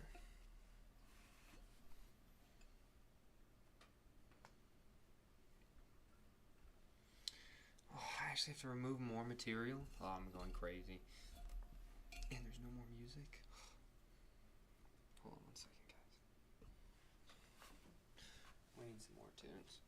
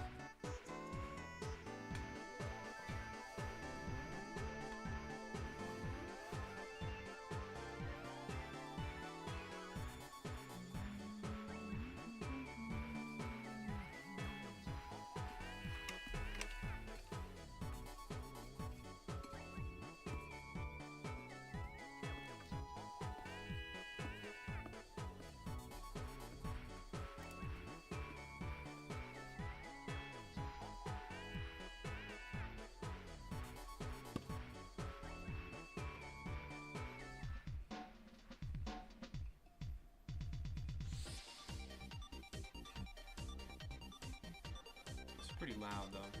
This might be too high. This might be too high.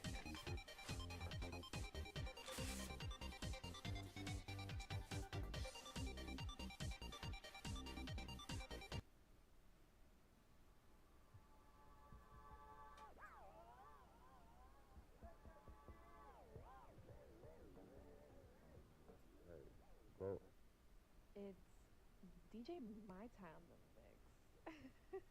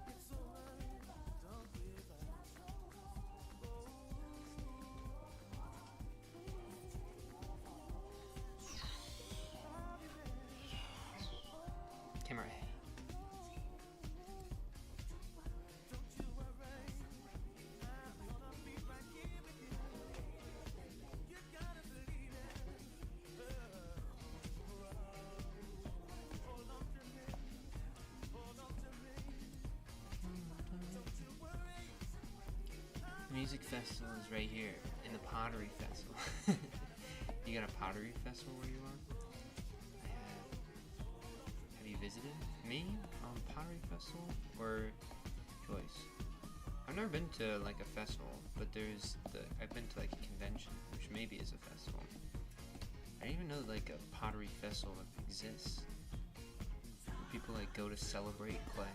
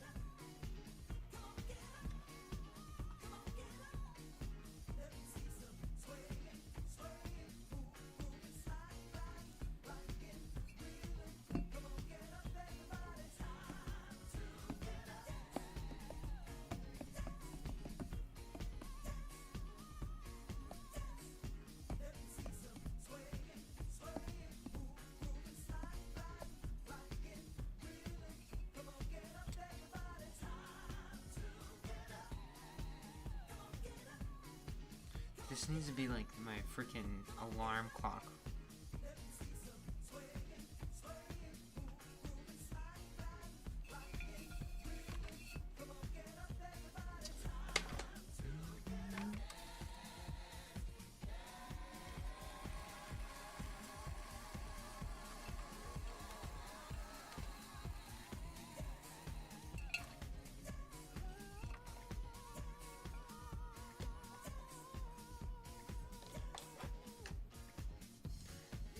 If you made a lid for one of those vessels, how would you make them so they don't fall off?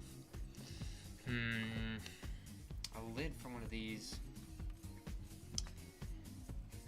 For these ones, I'd probably do a deep drop in. Vessel for the lid. So that way it would kind of almost look like a hat that you put upside down into the object. And if it's tall enough, like I'm talking about like one of those like old Western hats, you know, or like the European top hat, right? Something like that, right? That goes on the inside, so then when you tilt it, right, it would catch on the edge because it'd be so far into the thing that it would want to, when it would want to tip out, the hat part would hit against the form and pinch it so it doesn't fall out.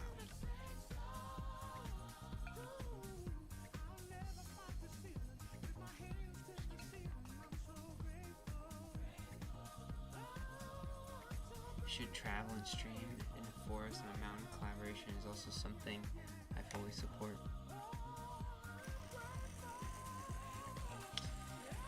If I somehow could figure out an affordable way to freaking move all my stuff around and be able to edit and everything on the fly, like within a vehicle, I would do it. I would go at least try it out for a year.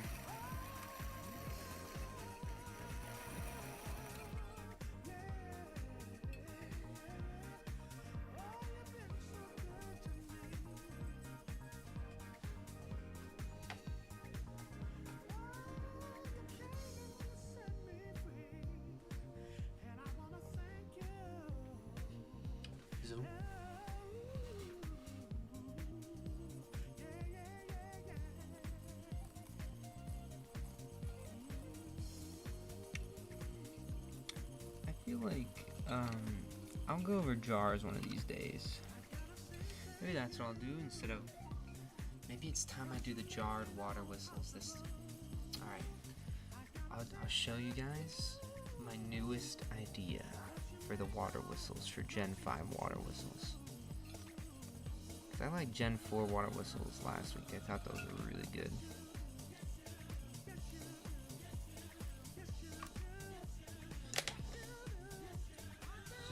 But it's essentially making a jar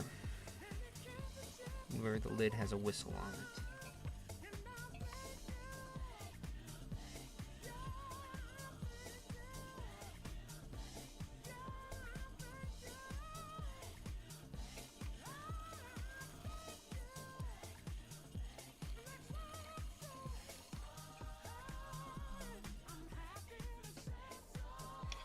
That's like perfect. Water whistle. Oh, dude, that'd be so lit if I started making like, you know how like Sharknado has all these different like Sharknado 7, call back to the medieval sharks. You know, like if I made YouTube videos that were like that. I feel like that'd be fun. Okay. Well, good enough for me.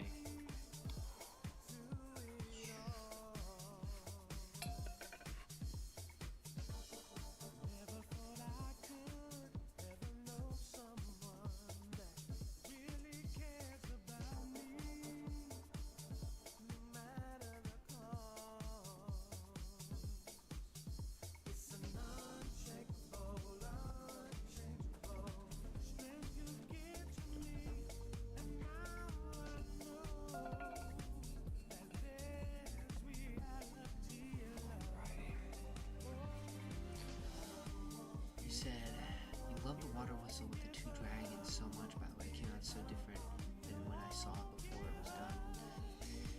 Thank you, I appreciate it. I've been really liking those.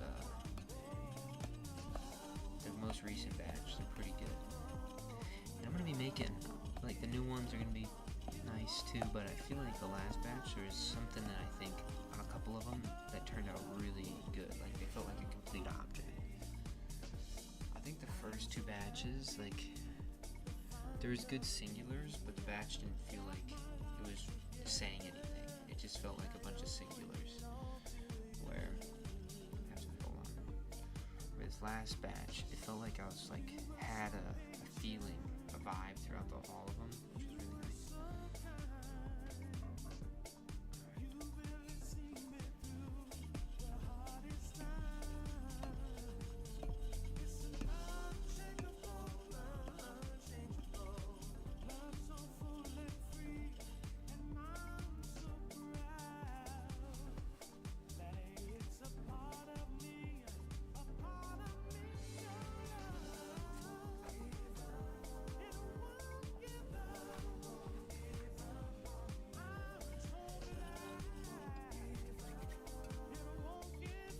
This one's kind of nice. It's a weird vessel.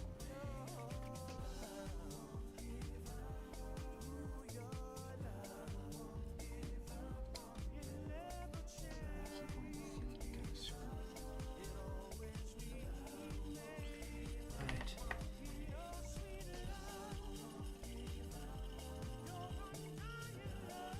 Alright. Thanks for stopping in and appreciate it.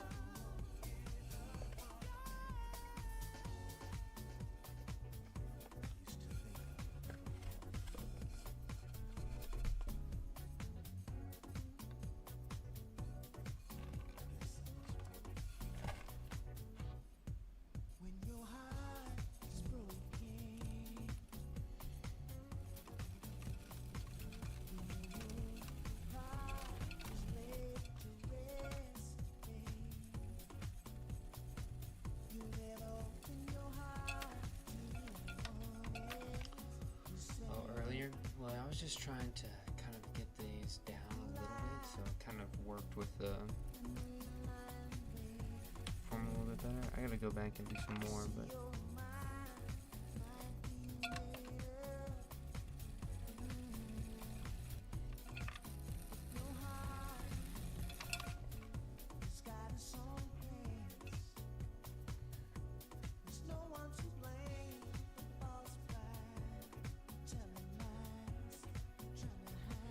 oh wow, we can bring this actually a lot more in, so we're actually gonna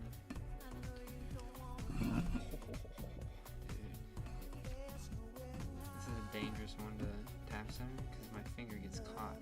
You see it gets caught in these little grooves. I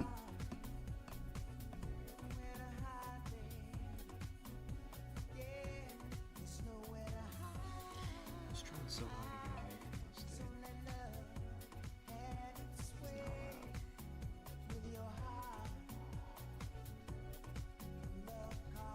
It's not allowed. Must be trimmed.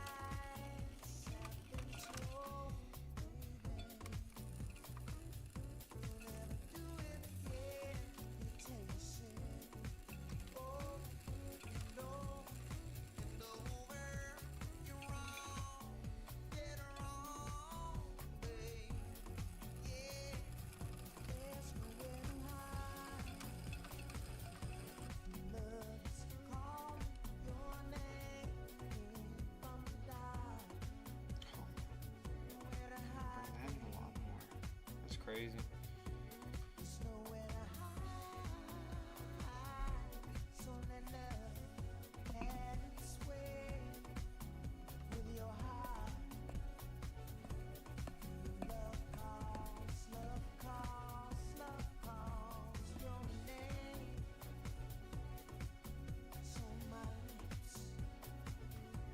Alright, thanks for stopping in.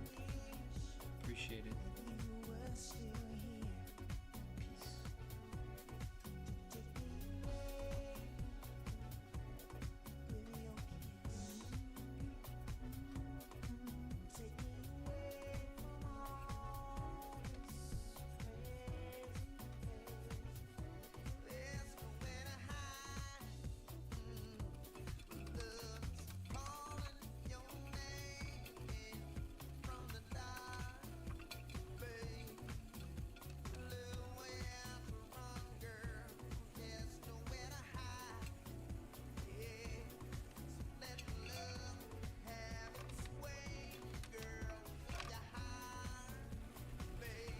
So I had to really focus on that, the pressure that I was putting on. Just because when you're going through something that keeps tagging the tool, you gotta really make sure you're holding it in place even when it's hitting that edge of the next one. Right?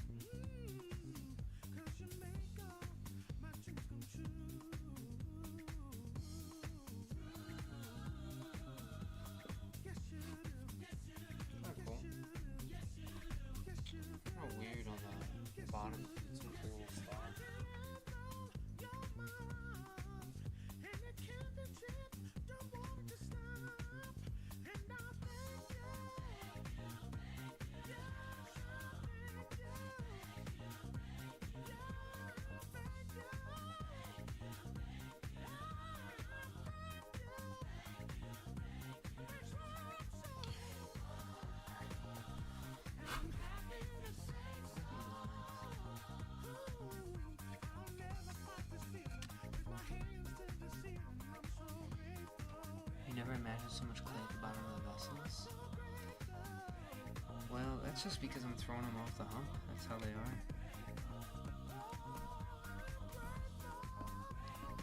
When I throw, like, the trees, for example, they're like untrimmed things, so I make sure in the throwing, get rid of all of it, right? But to get these off the wheel right away, you need to have a lot of thickness so you can lift it off.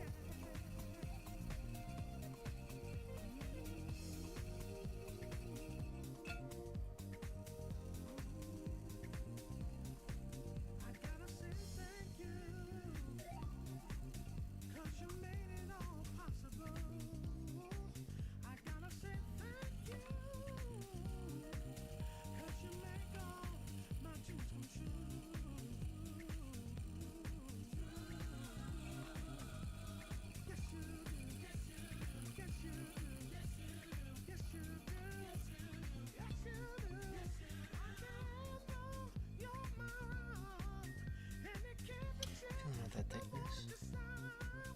Couple marks there.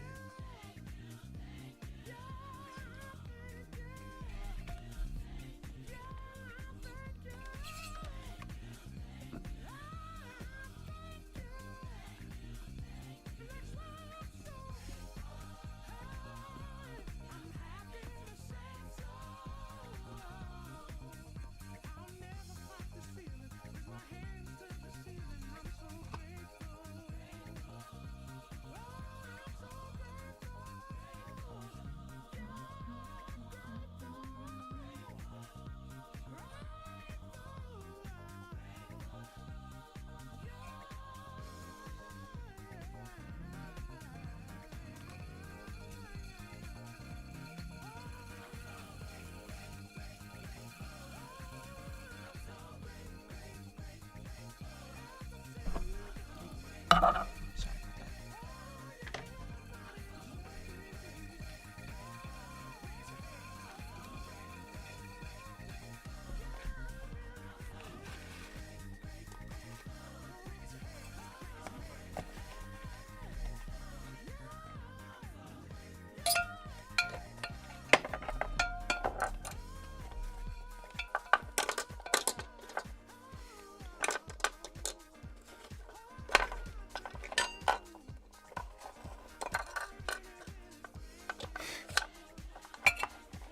This one like little.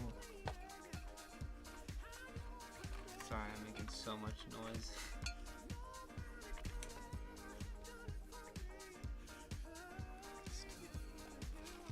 There.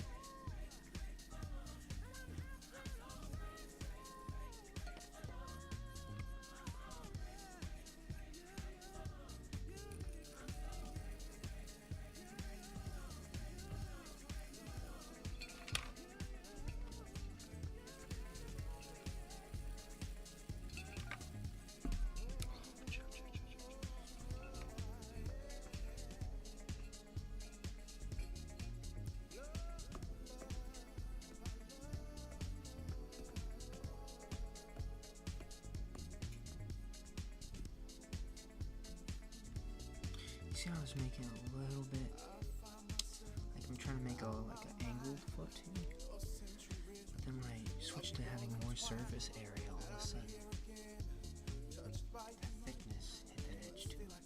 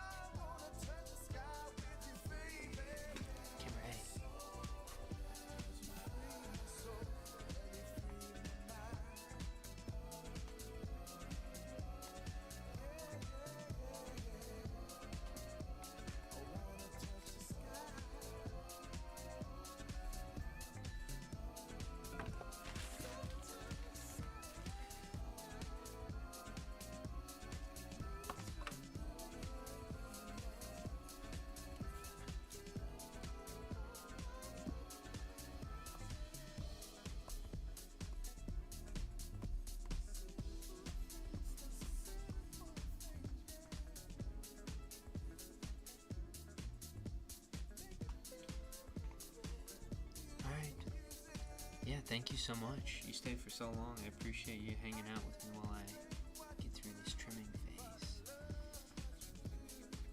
Enjoy the rest of your night.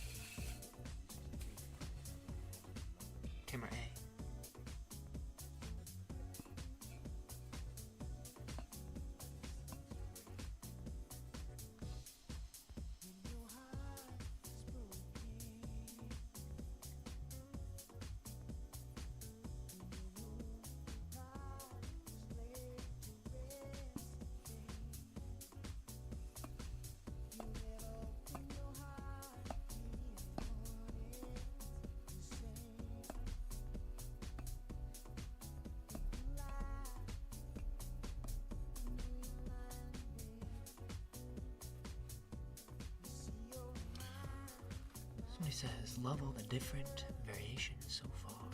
What are they for? I will be doing, hopefully, I've been to one of those little art fair farmer things. It's like a farmer's market. I want to try to do one of those. But what I'm doing right now is allowing me to do that. For the channel, what I'm trying to do is take a chunk of clay, like a bag of clay, and I just center it, and then I just throw a bunch of cups off the hump, right? So the whole process is kind of like coming to nothing, and just like whatever the result is at the end of the day, it just can be anything. It's all random stuff, right? So all the forms are different, but it's all coming from one, and kind of just eating off that one source for a little bit. And then the result is these cups, and I want to start making money. I haven't really sold anything before,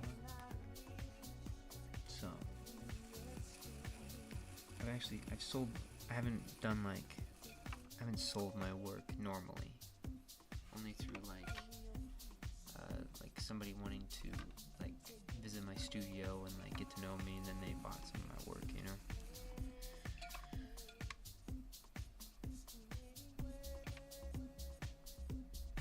Looks like you're in your final stages of demonic trimming psychosis. Yes.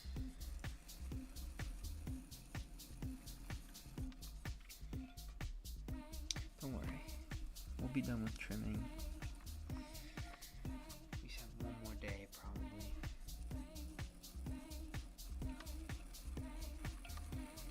I just have a box left, so tomorrow I'll finish the last box.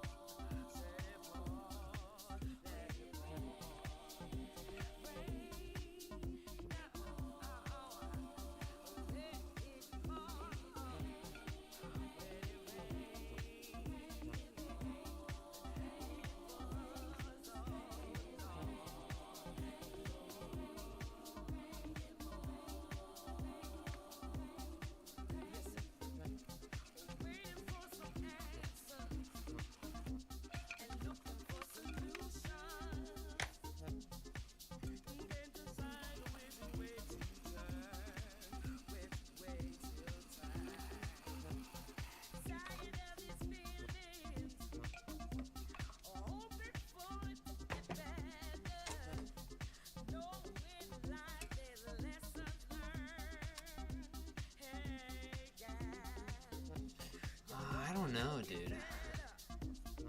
I feel like right now this has been nothing but a money sink. We'll see. I usually have bad luck with that sort of stuff.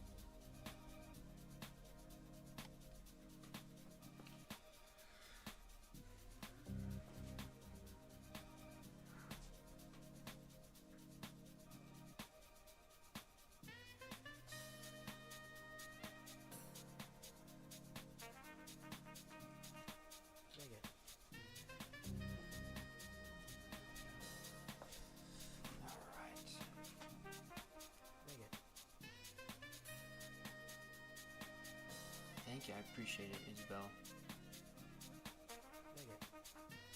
Shuriken Zone says, I promised my friends some videos on T-Brig, so I need to try it and get an introductory one done tomorrow. There's so much to cover that keeps keeping it brief is a challenge. Any advice?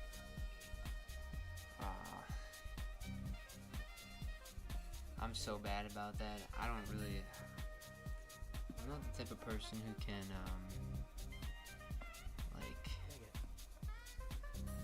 make good informative content short. You know? Maybe... I don't really have any advice, yo. I think the fact that you're already asking, your thought process on it, that you promise your friends and you're trying to, you're saying that there's so much to cover, keeping it brief is a challenge, and the fact you're considerate about that already tells me it's going to be a pretty good video, you know?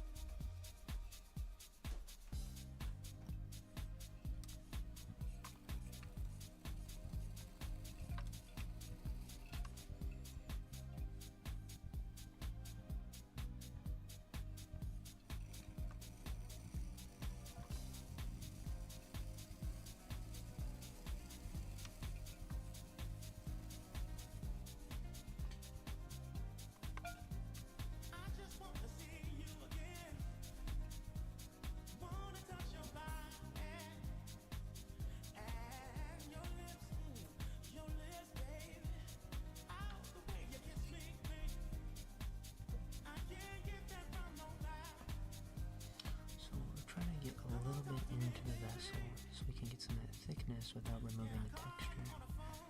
You've done this on, I think, another one today, so...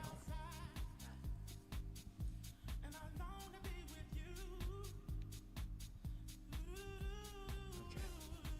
Yeah, I mean... I think, whenever I'm making a video, it's the things that I'm not... if I'm not worried about anything, I feel like it's not going to be a good video. I think worry ends up really, I guess, producing good content sometimes. Yeah, it's not true. I also think sometimes it's the haphazard content that people really enjoy, right? Imagine all the skits that are kind of unexpected, you know? I think there's a lot of people nowadays who do pretty good with just turning on the camera, doing something random, and then popping off with it, you know? So I also think that's also a valid way, I guess. But I do think worry is good too. Worrying about it, parts. Yeah. Zoom.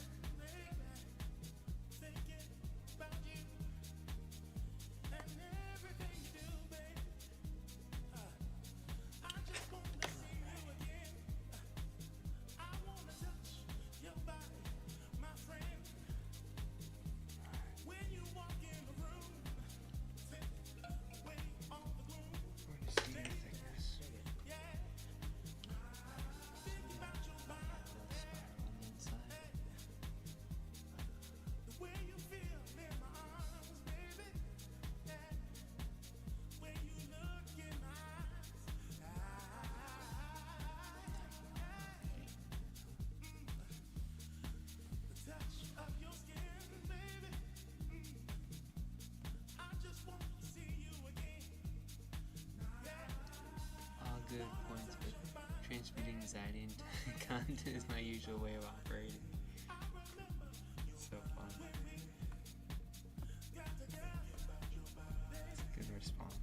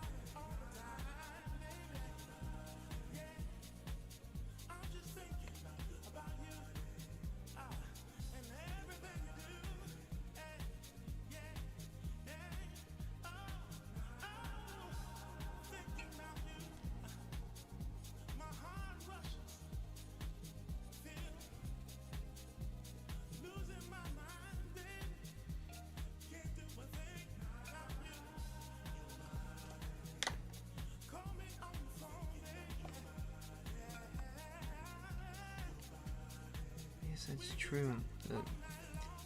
Well, I'm prepping for my, like, I want to start a series. It's going to be called my spoof series. Where I just want to make everybody's work, right? And so, like, 3 times a year, I'll pick somebody's work to make, right? And I'll make their work, right? I'll make a piece that I like. And I'll try my best to, like, really, like, stay true to, like, what they're, like, try to get as close as I can, right? And then do a show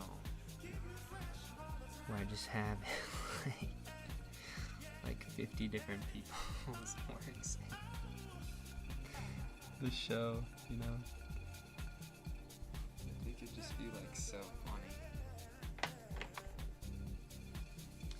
I'll put my friends in there. I know my friends will be pissed. I feel like that's, like, there needs to be more, like, drama in pottery.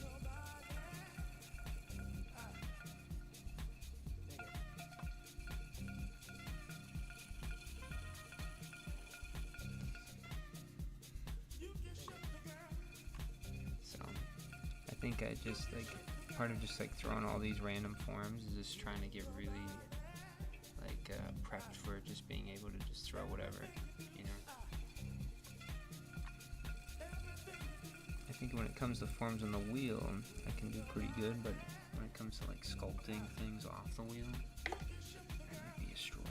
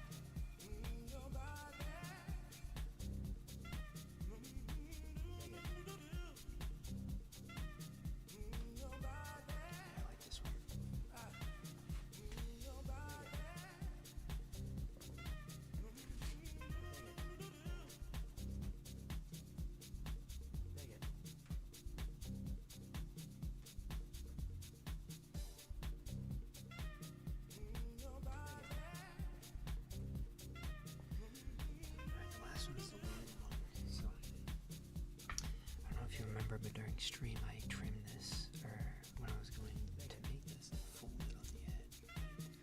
But I thought to myself, well, you know what, I kind of like this little fold, let's keep that, and just trim the rest of it nice and clean, you know? So, this is like a really weird one to end off on. Here, let me make my marks too. I can bring in a lot of thickness here.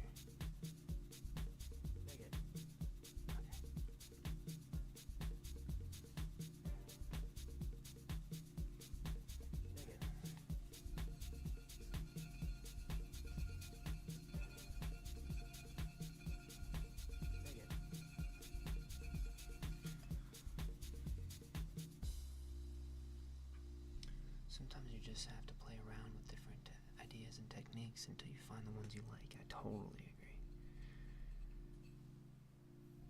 I love just playing around and seeing what pops out, you know?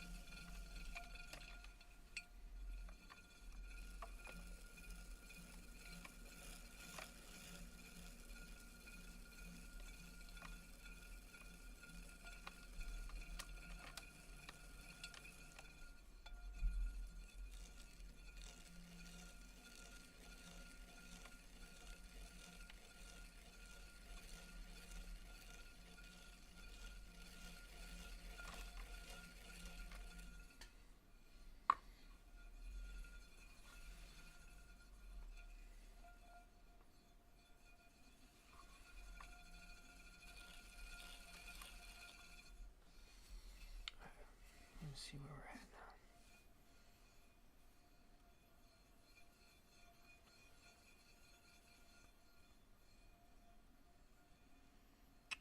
this in even more. Wow. Okay.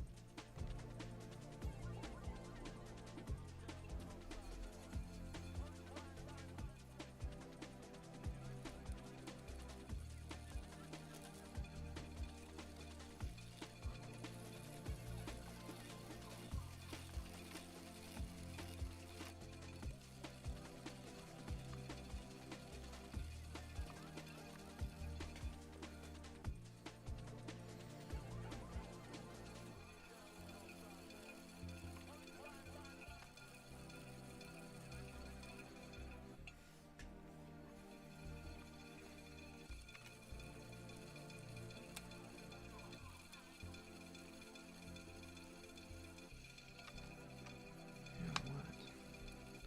Let's make this foot really thick for no reason. Maybe do like a double. Okay.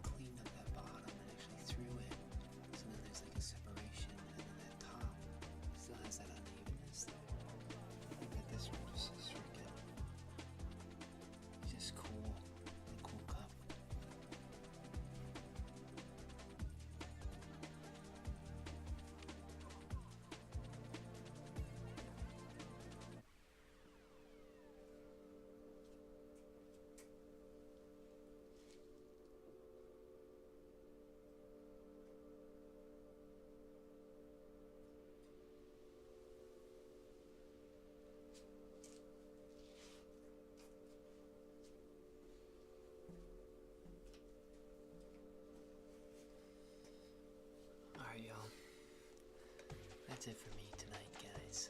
I really appreciate it. See you guys